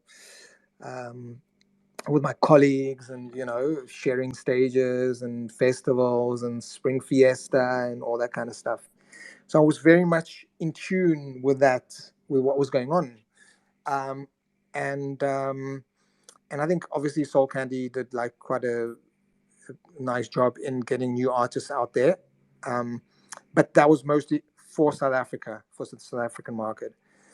What's going on today? I'm less aware of it because remember, I'm not DJing anymore, kind of thing. I will maybe, but at the moment I'm not DJing, and because I've got my own label and I just release things and do things quite independently. I'm I don't know what the current state of the market is in many details. I mean, I obviously see an overview, right? Look, from the overview that I'm seeing, it does look um, there is support from the industry for up and coming artists, because I see firstly, I see okay, Black Coffee and he's family, let's call it musical family, and I see he's pushing them, bringing whether it's Da Capo and who else, Temba, and he's obviously giving them a lot of limelight overseas, so he's doing that. And I think also Shimza is also doing seems to be doing a lot to, with with his musical family too, to try promote some fellow producers and artists. And I'm sure there's others who do that as well, except, as I said, I don't really know. And look, I think artists can still be successful just if they're working in South Africa, and not necessarily have to make it overseas as well, if you look at, for example, Mikasa. Okay, Mikasa did extremely well in South Africa, right? They were never made it that, they weren't that big overseas. I mean, obviously they were they released on Traxsource, on Beatport, whatever, Look, I don't know all the details, but just my general impression, they were really big in South Africa, and that was huge for them, So South Africa, the nice thing about it is it's a big market, so you can still be successful in South Africa, and you don't have to always think, I have to be successful overseas or whatever. Look, if you do good music, right, and you're based in South Africa, overseas people will also appreciate it and will pick up on it, and they're going to support you. So, and I'm sure you'll have the occasional gig, and but it doesn't mean you have to be based all the time overseas, and and doing your thing overseas. Obviously, that happens with the biggest names, and it's great, But I think South Africa, you can still do quite a lot. But on the other hand, there are challenges. In the music industry in general, there's obviously the music industry has got a lot of challenges, and you need to, network. You need to be kind of cool with a lot of people, to succeed, or to get a foothold into the industry, because there's also competition, and some might not like you stepping on their toes or whatever. So I'm sure that happens, but that's not uniquely South African. It happens anyway, So yeah, I think, and I can understand that where you were saying that maybe someone not getting enough love, or a little bit struggling, because the music industry is not easy, right? It's not easy, because of the way the things work, the way the artists make their income. A lot of artists are mostly dependent on gigs to make the income, because streaming and downloads and even publishing is very difficult to get substantial income from that. You need to be really have a lot of tracks playing on radio, and then have a lot of DJ support to get that going properly. So obviously doing DJ gigs, you got to hustle, you got to you got to make friends, you got to network, you got to be cool with people, you can't step on too many toes. So look, the music industry is not an easy one. It's especially also in South Africa. I mean, on the one hand, it's a great market. There's a lot of opportunities. It's it's a big country. There's a lot of places you can gig at, and a lot of radio stations too. So maybe look, if someone feels that they're a bit stuck in terms of, oh, they're not getting enough support from this radio station or that radio station or that DJ or whatever, they can always go to other stations or other DJs, or establish their own group, of their own musical family, their own line of parties, if they're not getting enough gigs, they can start. I mean, I did that as well, when I was in Tel Aviv. In Tel Aviv, Soulful House wasn't big at all, so I thought, let me just start doing my own line of parties. And that was fun. It was fun, and it got people into the music. It got you into the music. So there's a lot of things you can do. You can't, instead of maybe, complaining, saying, oh, this is not doing that and he's not doing that or whatever, just like try to do your own thing, try to be positive and do your own thing, taking into account that it's not an easy market to be in, and obviously there's limitations, but yeah, that's my advice. No, thanks for sharing that. Thanks for sharing that so much. And I think, next to that, because we have so much amazing house music, amazing soulful house music, and a lot of our artists, a lot of new artists are actually experimenting with so many sounds, which are becoming so much relevant to perhaps the young people. Do you think? Okay, I have this wild thought that we are releasing way too much music, and there's not enough of us to consume the music. Like for instance, typical example, India is cricket. America is American football. So those people have the consumption for all those things. But in SA, I feel like we just don't have enough of us to consume the amount of music that we are making, that's getting produced each and every single week. The EPs, the albums that keep on being released every single week. What's your thoughts on that? And also, how can we actually better ourselves in SA? Because as I said, we have the deep house space where we talk to these young artists each and every week, and they have music, and they needed to be released, but they're just not reaching those frontiers. They're just not getting where they'd like to get. It's taking time.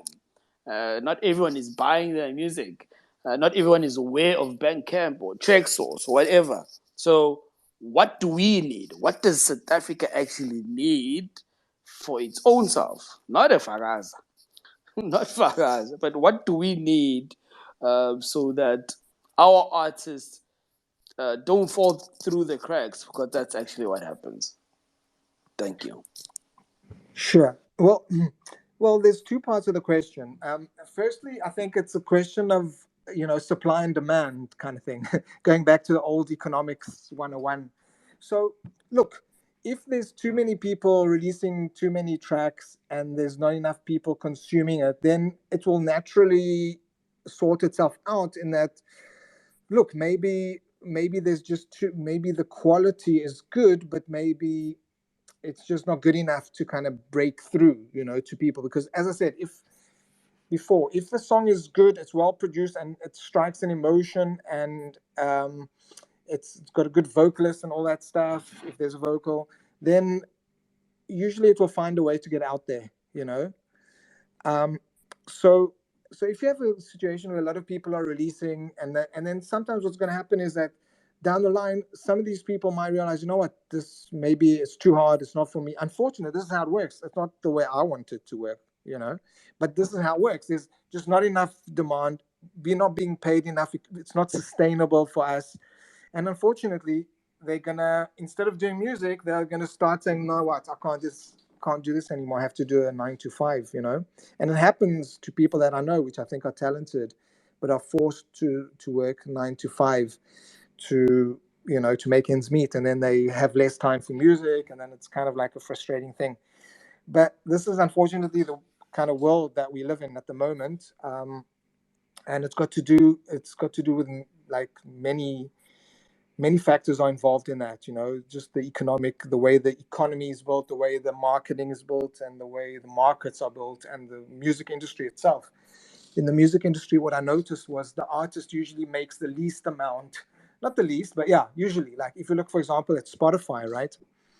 Or who makes, like, look at Spotify and the owners of Spotify, they're obviously like, super wealthy and all that. And the artists, there's obviously a variety, the great artists are also doing really well, but most artists aren't doing that great, like the streamings are like, the amount you get from a stream is very low and all that. So a lot of the business people in the music industry are a lot more wealthy than the actual artists, So, and this has always been the case, whether it's, record labels, publishers, etc. Look, it could be changing. A lot of things might be changing in the artist's favor nowadays. I think these days there was a lot of things around um, which weren't back in the day, like, I don't know, like this whole streaming thing, even though it's paying not that much or whatever, it's an avenue. They're trying to expand the avenues where artists can get more of the cake. But yeah, unfortunately, the cake is still taken mostly by middlemen, let's call it that, or something. But that's the way it is. So people need, and this takes me to the second part of the question. People need to understand that in order to like succeed or to make a sustainable living in the music industry, they need to understand the music industry. And this is the part you're asking, how can South Africans? I think when you're making music in today's day and age, you're making and releasing music, you can't just make and release music. You need to understand how things work. And this is where doing your own research is super important. We hear sometimes, hey, do your own research, like, I don't know, people getting into Bitcoin or people trying to understand what's going on in Ukraine and Russia, or whatever. You can't just rely on what you're hearing. You have to make your own research, and there's a lot of information out there, whether it's on YouTube or whether it's tutorials or whether. So you need to understand the music industry, how it works, where you can maximize it, because I have some people, like, sometimes they approach me out of the blue and say, how can I market this, how can I succeed, whatever. So I think artists these days, you can't just be an artist. I mean, you can, but it's important to understand the mechanics of the music industry, and you always need to keep up because the trend's always changing. So you need to know, how can you maximize your work of art, your song, your single? What are your ways of maximizing it, Okay, so it's radio, is it streaming, what stores, is it publishing, what publishing avenues are there, is it synchronization? Some people do really well just by making music for films, because they're good producers, but maybe they're not that good, or maybe they tried original music and whatever. So they still doing original music, but they're catering it specifically for films because they've made some good contacts with some music supervisors of some, of TV shows or whatever. So there's different avenues. So people, it's very important that up and coming producers, artists, vocalists understand the mechanics of the music industry. And in order to understand the mechanics of the music industry, it's easy. We don't necessarily need all these, go to conferences or whatever, even though that can help, uh, a lot of things can be done by the person themselves at home, because we're at a day and age, like 20 years ago, we didn't really have an established internet to do that. But now with YouTube or whatever, like, it's very easy to, in my opinion, easy-ish to obtain that information on how the music industry works, where you can maximize what you need to do when a single comes out, before, because there's a whole lot of things, So making a single is only part of the work. You need to know, like, what to do before, during, after, who your main target market is. It's like you need to kind of build like almost like a mini business plan for your single, even if you're releasing under a label, the label will do their thing, but you as an artist need to do a lot of things. You need to do social media. You can pitch it to blogs. You can help you can't rely on the music label to do everything, and that's assuming you already have a music label for your song. That's another issue altogether. So you need to, there's a lot of stuff you need to do that can help the music label, to market your song. And yeah, it's very important to know all the mechanics of all the publishing side, because the publishing is quite complicated. You need to know, mechanical royalties, how that works, broadcast royalties, performance royalties, that's part of broadcast, synchronization, because those are avenues for income, which are important, and a lot of people are unaware. So it's super important, like, for anyone producing and who wants to be out there, to do that homework. It will take a good few hours. Go through tutorials, go through YouTubers that talk about it, read books on it, read stuff online. And there's a lot of information. It's free as far as the internet's free. So people need to do the homework. You see, if people are kind of lazy-ish and don't want to do that side, the other side who you're approaching might be put off if you don't seem to know all these like basics. So super important to know all these things. And luckily we're in a day and age where the info is out there, and doing your own research. I can't stress how important that is. By the way, it's also very important, like we know, the producers amongst us know that, like, when you produce a song, or when you learn how to produce, you spend a lot of time on YouTube, on reading about production techniques, compression, all that technical stuff that producers do.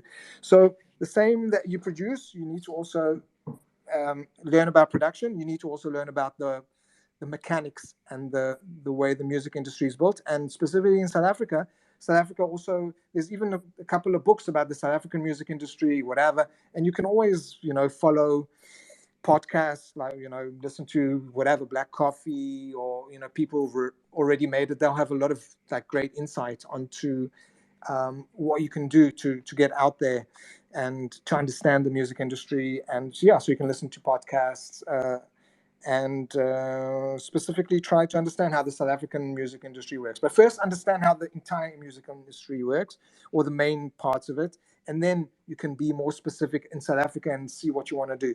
Like, for example, for me, like, radio is important. For me, radio is quite important. So if I have a track, I make sure, as a label, I've got like a list of all the radio stations. I mean, we're in touch with the music compilers. Me and a couple of, like, I have some people that work with me. We're in touch with the music compilers. We need to make sure we know who the music compilers are, how to pitch music to the radio stations, who are the blogs, South African blogs, how do we pitch them, who do we need to pitch it to, who are the Spotify playlisters and all that kind of stuff. So that's important to understand and to do. Thank you so much. I think that was a mouthful of insight, and before we actually schedule our spaces, or before we actually have them, we post them so that we have these young artists, perhaps, who look up to the likes of U.P.Z, who needs this information, who need this research, actually come through and actually come and listen. And most times actually they don't pitch up, they don't come through. And as you said, you need to put in the work, you need to do your research, you need to literally do your admin and make sure that your work is up to order.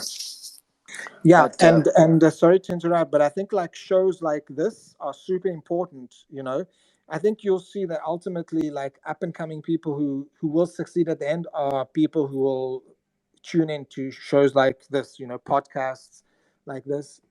If people are too lazy, or aren't bothered, their chances of success are like a lot less, in my opinion.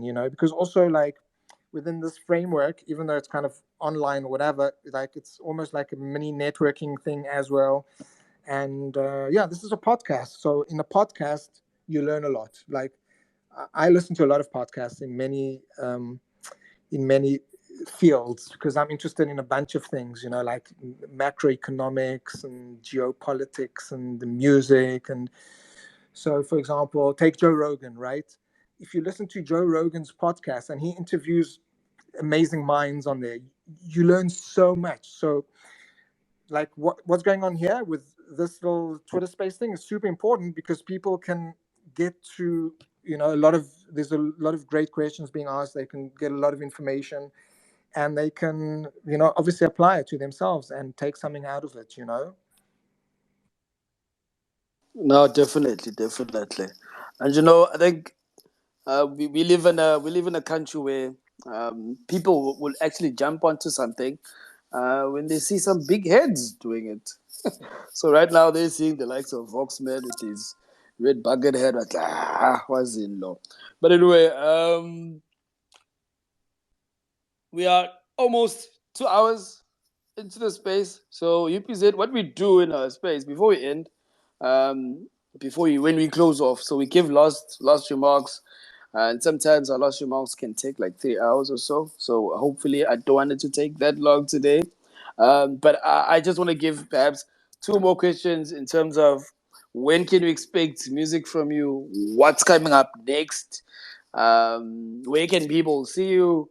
I mean, are you available perhaps for to teach us, especially since you're back here in SA for the meantime? How can people actually reach out to you if they just would like to know information regarding music, regarding the industry? Thank you. Yeah, well, I think I think like podcasts like this are very important because don't forget like producers and artists. A lot of them like they like limited with time, so it's sometimes difficult to answer like people individually like that might start to approach you on different matters. Where a lot of those things could easily be done if they like search the YouTube or tutorials or whatever. So, so I think this is a great opportunity, and it's good that you record and have it because obviously people can listen and they can, learn a lot from this. I forgot the second part of the question. It was what's next from you in terms of music. You did mention that there's an album coming up. When can we expect perhaps to hear that? And okay, we didn't even touch on your other aliases because we're gonna schedule another space so that people can actually know what other things you're actually doing. I'm excited about that. So yeah, what can you expect in terms of music? What's coming up? What should we look forward to? Thank you. All right, yeah. So now I just remembered. So okay, in terms of where they can touch base on social media, I'm on like UPZ Sounds. That's Instagram, Facebook, um, you know, yeah, Twitter. Um, and look, if someone has like a specific question that they think that they've done their research and they want to ask me specifically, I mean, I'd be happy to answer. But as I said, because we're limited with time, we need to kind of like focus on our thing. So yeah, if there's a specific question, they're welcome to, especially now that we've being on here. And by the way, if I'm happy to also participate if there's like some kind of workshop being put together. For example, I'm now in Cape Town, so if you put together some kind of workshop or one weekend and get some people together, that could be pretty cool, as an idea to kind of like if someone has questions or whatever. So when things are kind of concentrated, it's easier. As opposed to like individually you're out there and like getting emails and all that stuff. And in terms of music, as I said, I was in a hiatus for a few years, but now, we got in some singles. We got Mind Body. By the way, the version you played is an older version. There's a new version out, Mind Body, with Bobby Saint. Breaking Out is also another single. So we're going to put these singles together and actually release an album around February, March. So I'm working towards that.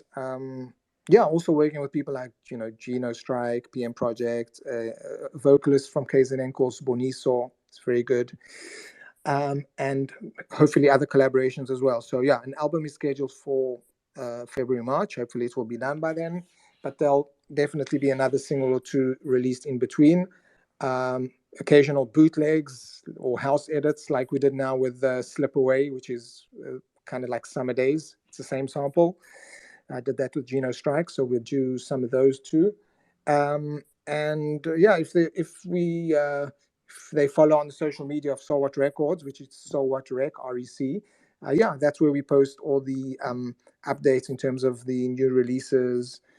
And I'm looking forward to the album coming out.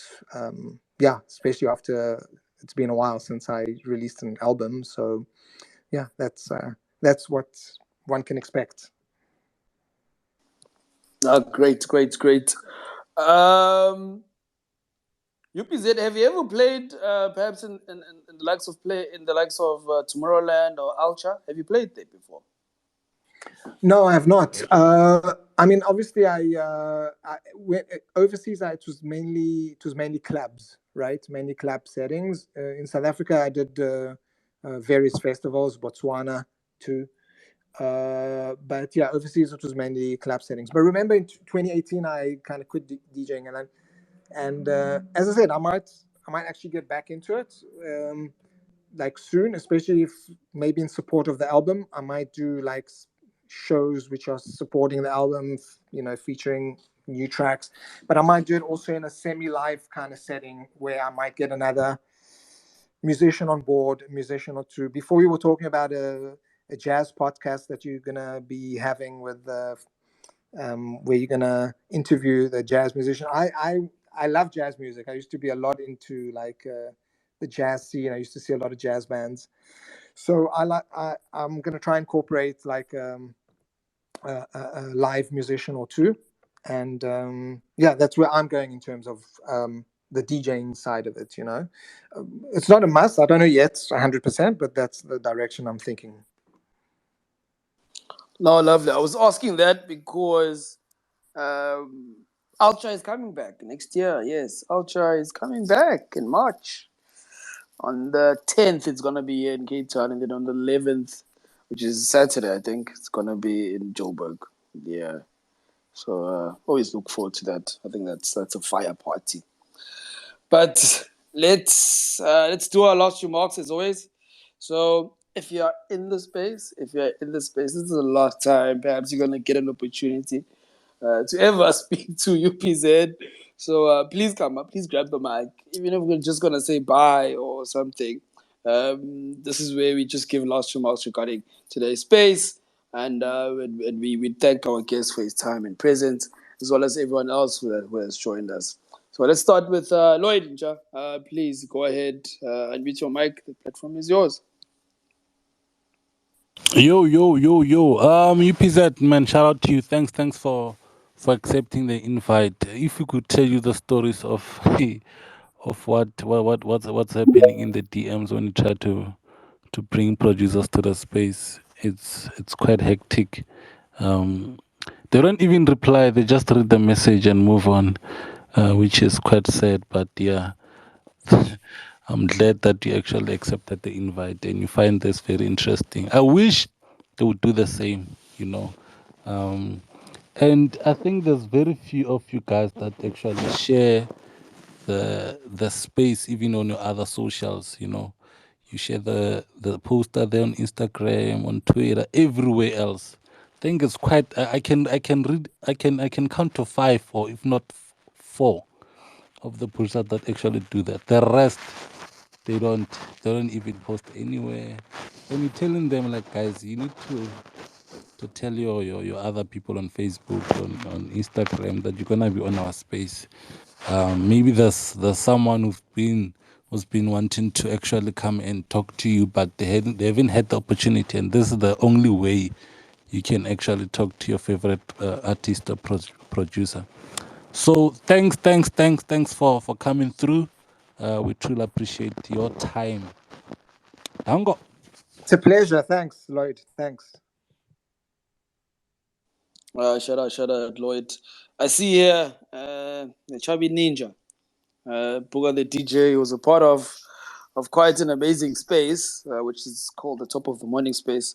Happens each and every weekday from Monday to Friday at 10 a.m. in the morning. Talks about relative issues affecting us that actually pop up on the trend on Twitter. Yes, they trend on Twitter. So Boga is a prominent figure in that amazing space. I always go there every now and then, even though he's kicked me out a couple of times. But Boga, please unmute, brother. Welcome to Everything House Music. Please give us your last remarks. Bro, why you lying? Hey, why you lying? Don't do me like that, bro. Wow. Wow, gets us wrong. Good evening, everyone. Yo, Abs, how are you, bro? You good, U.P.Z? Yeah, I'm well. Thanks. Just, I think I need something to drink. I need like a whiskey or something. You definitely do, because this was just an amazing interview, an amazing space that we had. I'm just so happy that I get an opportunity right now to be communicating and talking to you. That means a lot. I mean, you are my role model. I mean, from way back, from you doing songs with features with Black Motion and a lot of people. But now I just wanna go into. I have two questions. Firstly, let's go with that name, UPZ. I don't know if this question was already being asked. Well, because again I arrived late, but I'd like to know the name UPZ. What does it mean? What is the meaning of it, and where did you get that name? Yeah, I did actually expand on that quite earlier on. But yeah, I'll repeat it. But I think also, I think this interview will be available, so you can, because I went into a All lot of right. details. But yeah, the name was basically United People of Zion, and it's represented because I started this whole production project when I was in Tel Aviv. It was just different artists that I was working with, all from different parts of the world, but all based in Israel, which is also known as Zion.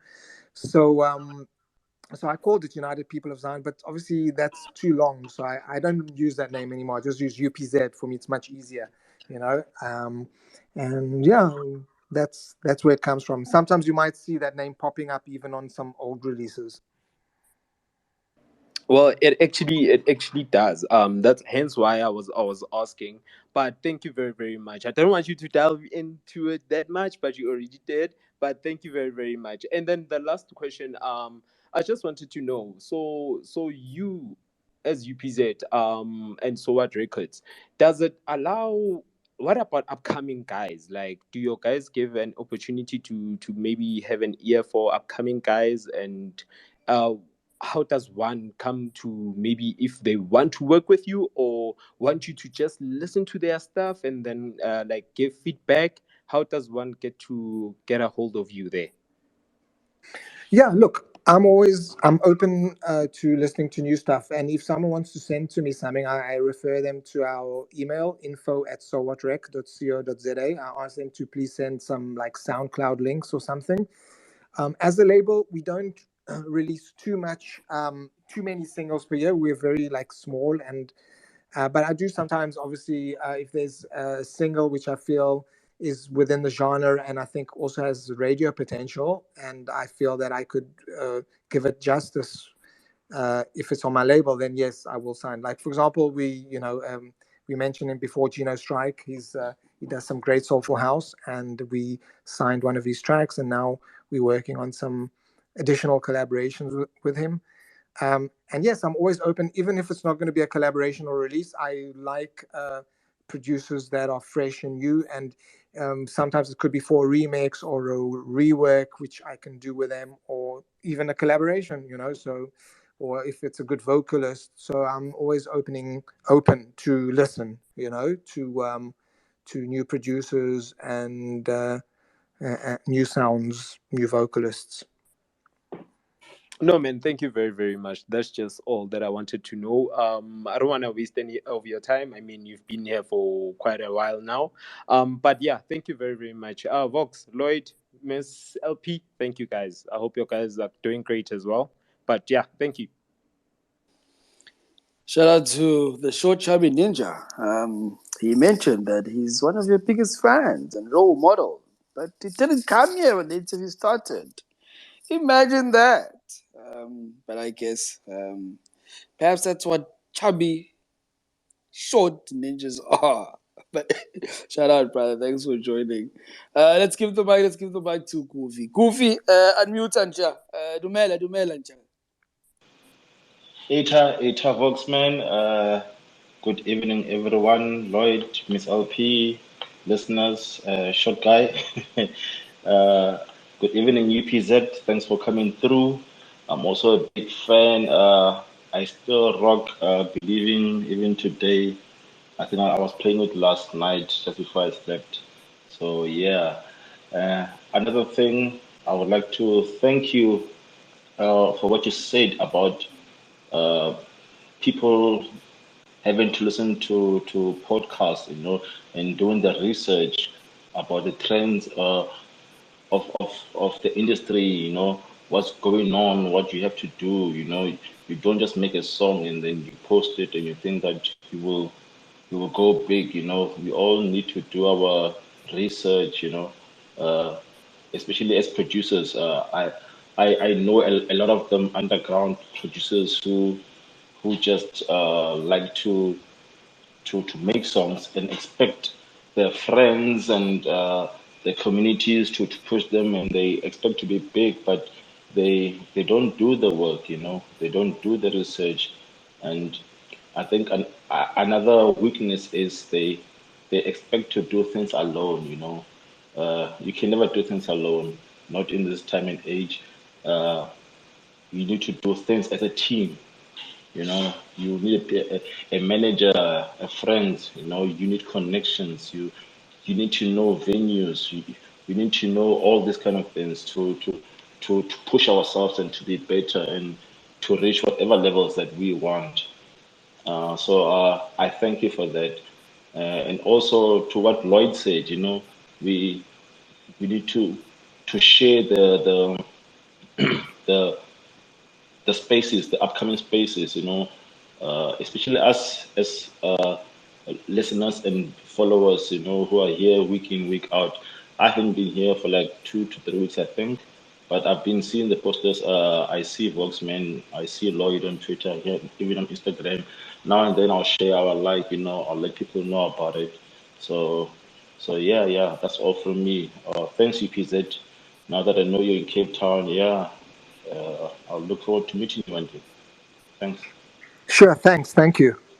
Yeah, I hope. Cool. Yeah, it's as you were saying, like doing your own research, super important. I can't stress that enough. True, very true.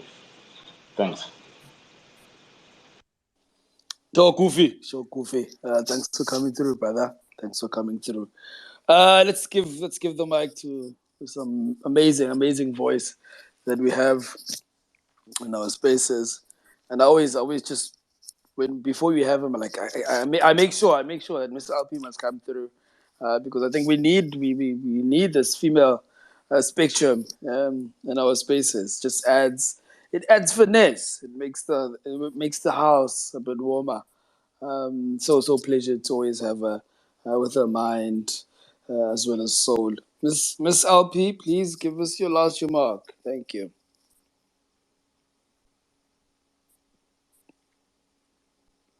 Miss LP. I mean, I gave such a wonderful intro. I'm so sorry about that. So can you hear me? Yes, finally. Perfect. Yeah, for I was beginning to think that you had forgotten about me, but yeah.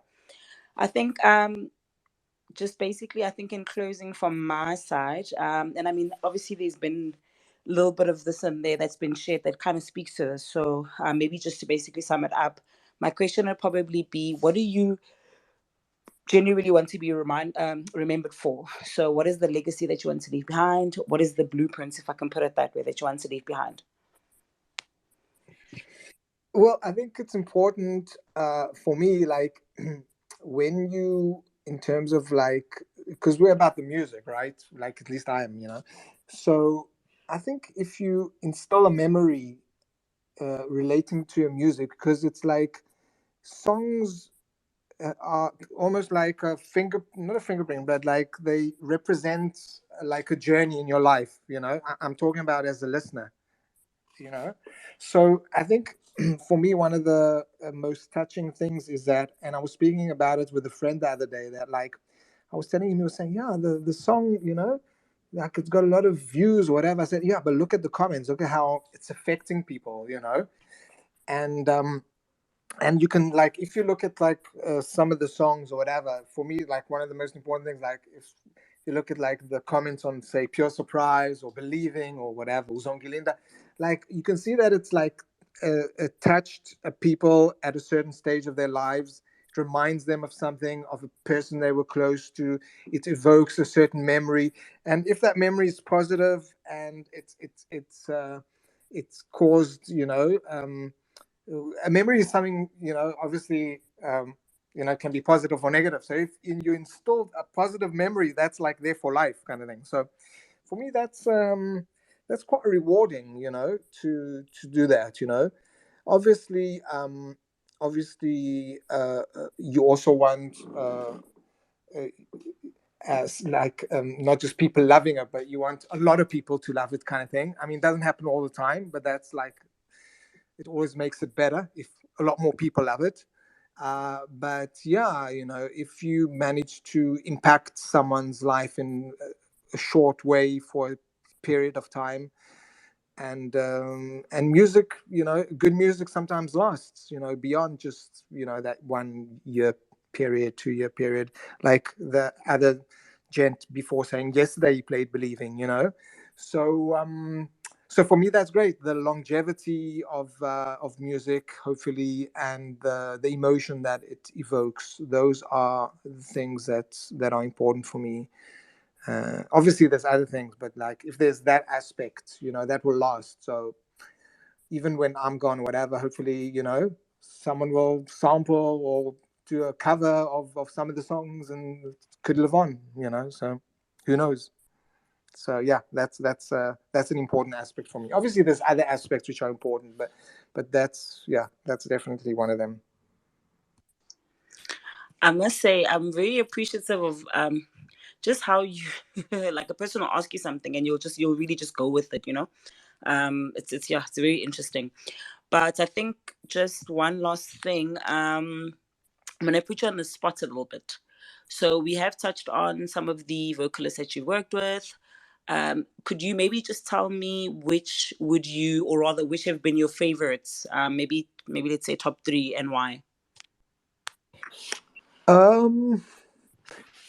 Well, I think I said before, like I think Sio was very interesting. She was one of the most interesting vocalists, in terms of like, because I like vocalists that who also, when they write a song, because sometimes I write the song, like Pure Surprise, I wrote it, but sometimes I let the vocalist write the top line or the lyrics, or sometimes we write it together. So with her, she just like manages to write on topics which are a little bit atypical, and especially on the one that we did together, which is like something that I relate to, like this whole, like she's talking there about the rat race, about the corporates, about all that kind of stuff.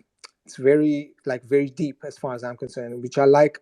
I like vocals and lyrics which aren't just about like love and I miss you, or we split up and you did this to me or that to me, kind of thing. But even if you take like a track like Believing, it's about like maybe a breakup, but it's also written in a kind of like a little bit of poetic way. So yeah, so the vocalist that Sio was definitely there. I think Bobby Saint also is an interesting vocalist, and we heard one of the tracks that we did with him. Who else? I like the new vocalist that I'm working with, Boniso. He's from KZN. I think he's very interesting. He actually had a track which did quite well with DJ Khlo, and my friend co-produced it, or PM project. It's called Isibani. Some of you, I don't know, might know it. I think it's very interesting. So we're working on some tracks together, and I'm really looking forward to that. He sings in Zulu, not in English. Well, maybe he sings in English as well, but we're doing a couple of tracks in Zulu. Maleh, I really enjoyed reworking her track, Uzongilinda. That was amazing. That was really amazing for me. Because Qness obviously did the original, and then when I heard it, I just already in my mind I knew what my remix would sound like, so she was great. And yeah, I enjoyed working with most of the vocal. Like Jocelyn Mathieu was cool, really cool. Did a couple of songs with him. He also worked with Ralph Gum, Kafele we mentioned. I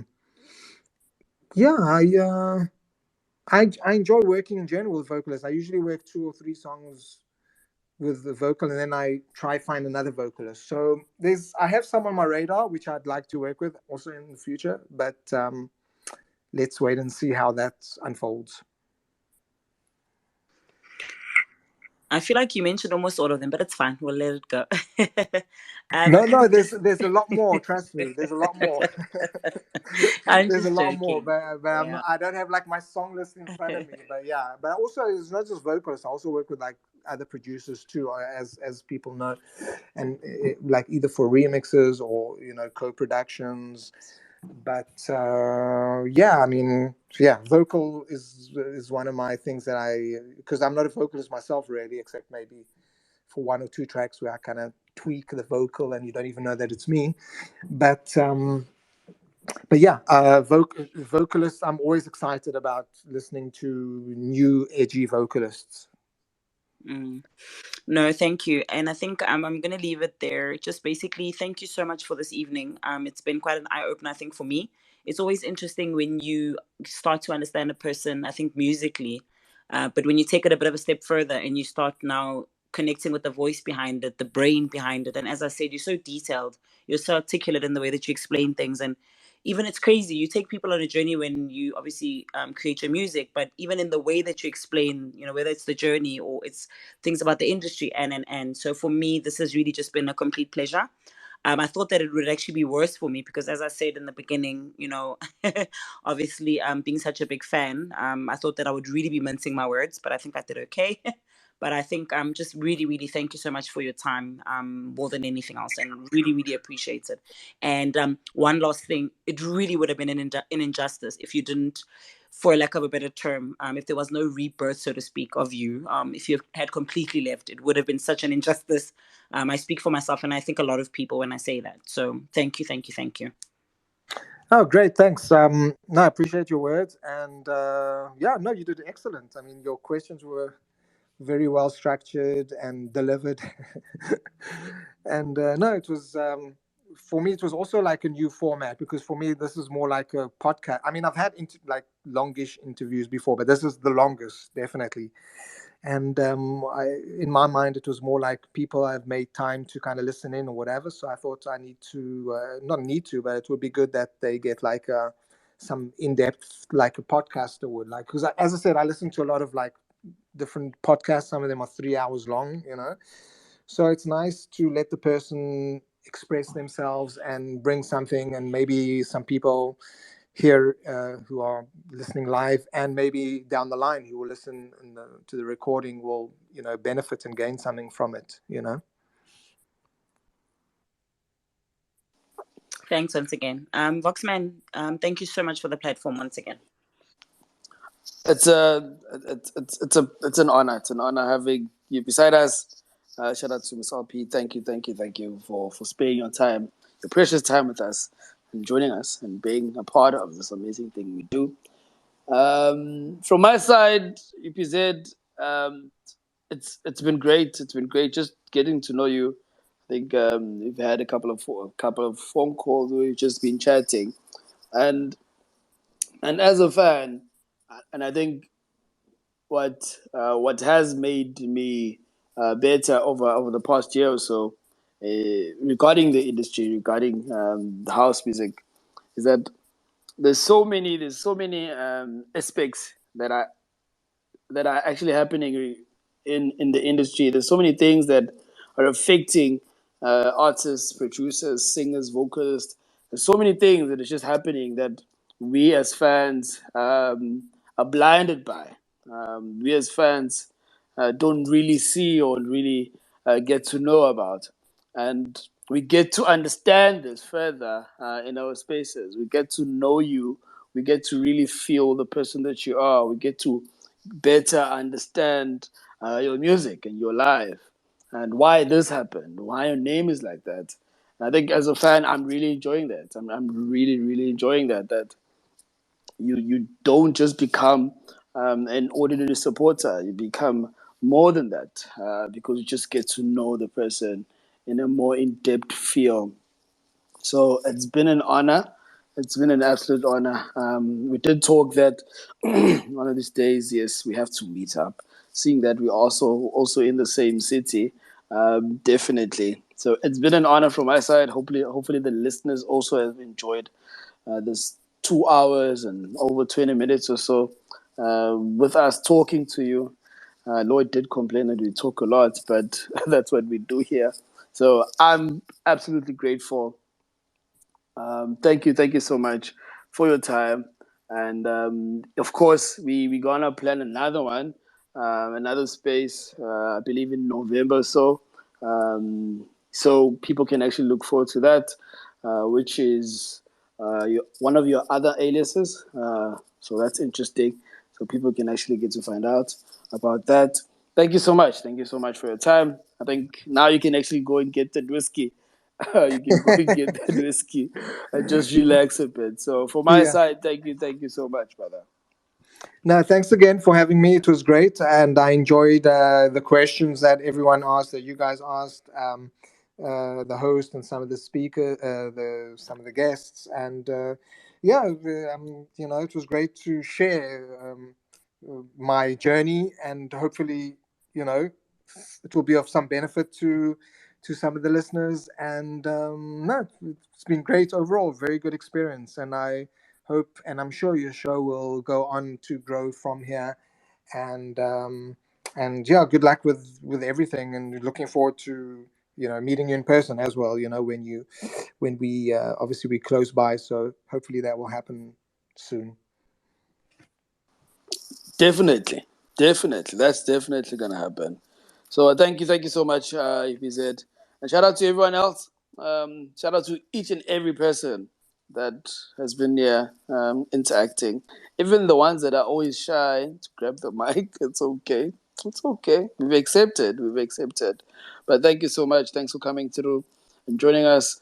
I've already tweeted about our next space, next Everything House Music space, which is going to be next week, Wednesday, on the 19th, with Da Capo. So, yes, Da Capo is going to be our next guest on Everything House Music. Looking forward to that. So look out for the link. I'll post the link just after this, and we'll see one another next week Wednesday. But if before that, tomorrow is another big day. Hey, we do a lot for this music thing. Hey, we love it. 12 p.m. the Deep House Space. Dustino is gonna be there. Mokhorisi Chosen is gonna be there. And Dark Horse is also gonna be there. Next week we've confirmed with Nini Malukes. Imagine Why that. you voxmaning Mokhomutzi's name? It's Mokhomutzi, not Mokhorotzi.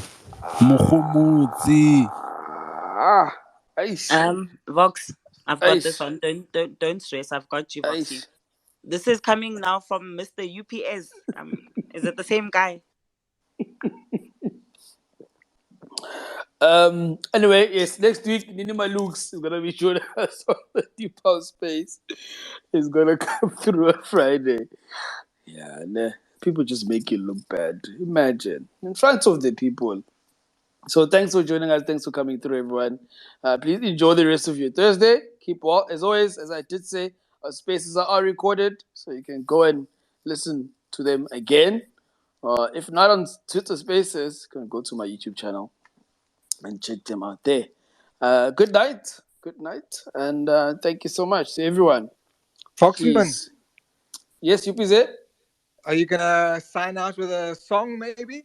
Yes, definitely. Which one would you like? No, I see Gino is still listening, so I was thinking if you could put the house edit of "Slip Away," because the reason I like that song so much. Firstly, I used to love Pat Metheny, being like into guitars and stuff, and obviously people love that song in South Africa and they know it as "Summer Days." But yeah, it's just a song that kind of Slip reminds me of like away. kind of Cape Town. It reminds me of freedom. It's like a bird, kind of Send like. me again. Oh, you don't have it. I'm just talking to myself now. Sorry. Oh, I'm not. Oh. I'm not muted.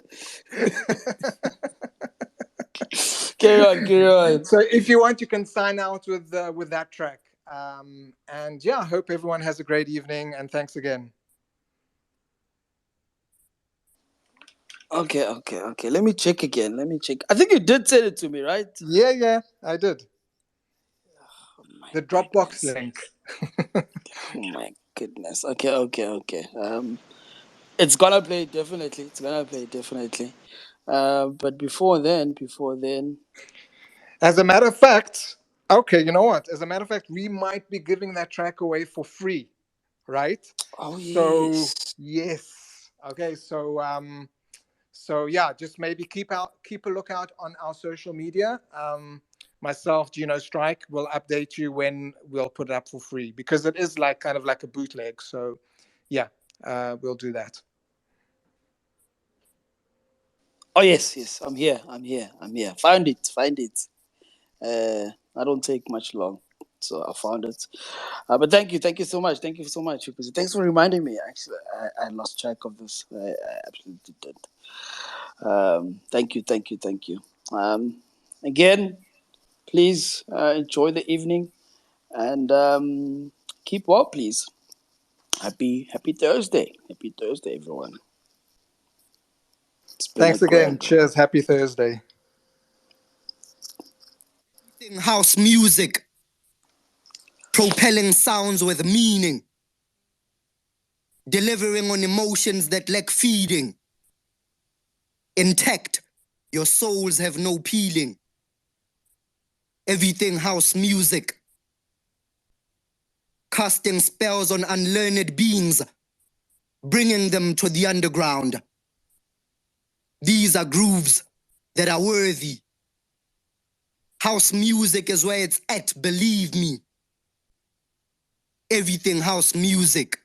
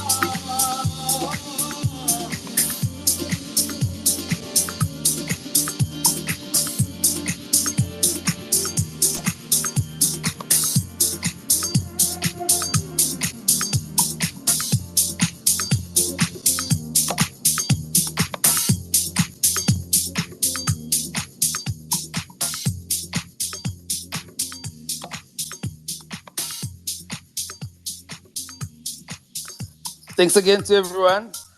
Thanks for coming through. Please keep well, stay blessed, and don't let your friends listen to bad music, I guess. Cheers. Thank you. Thank you, everyone. Good night. Good night. Good night. Yizo. The Shama Young. Yeah. I bet you guys were behaved. Good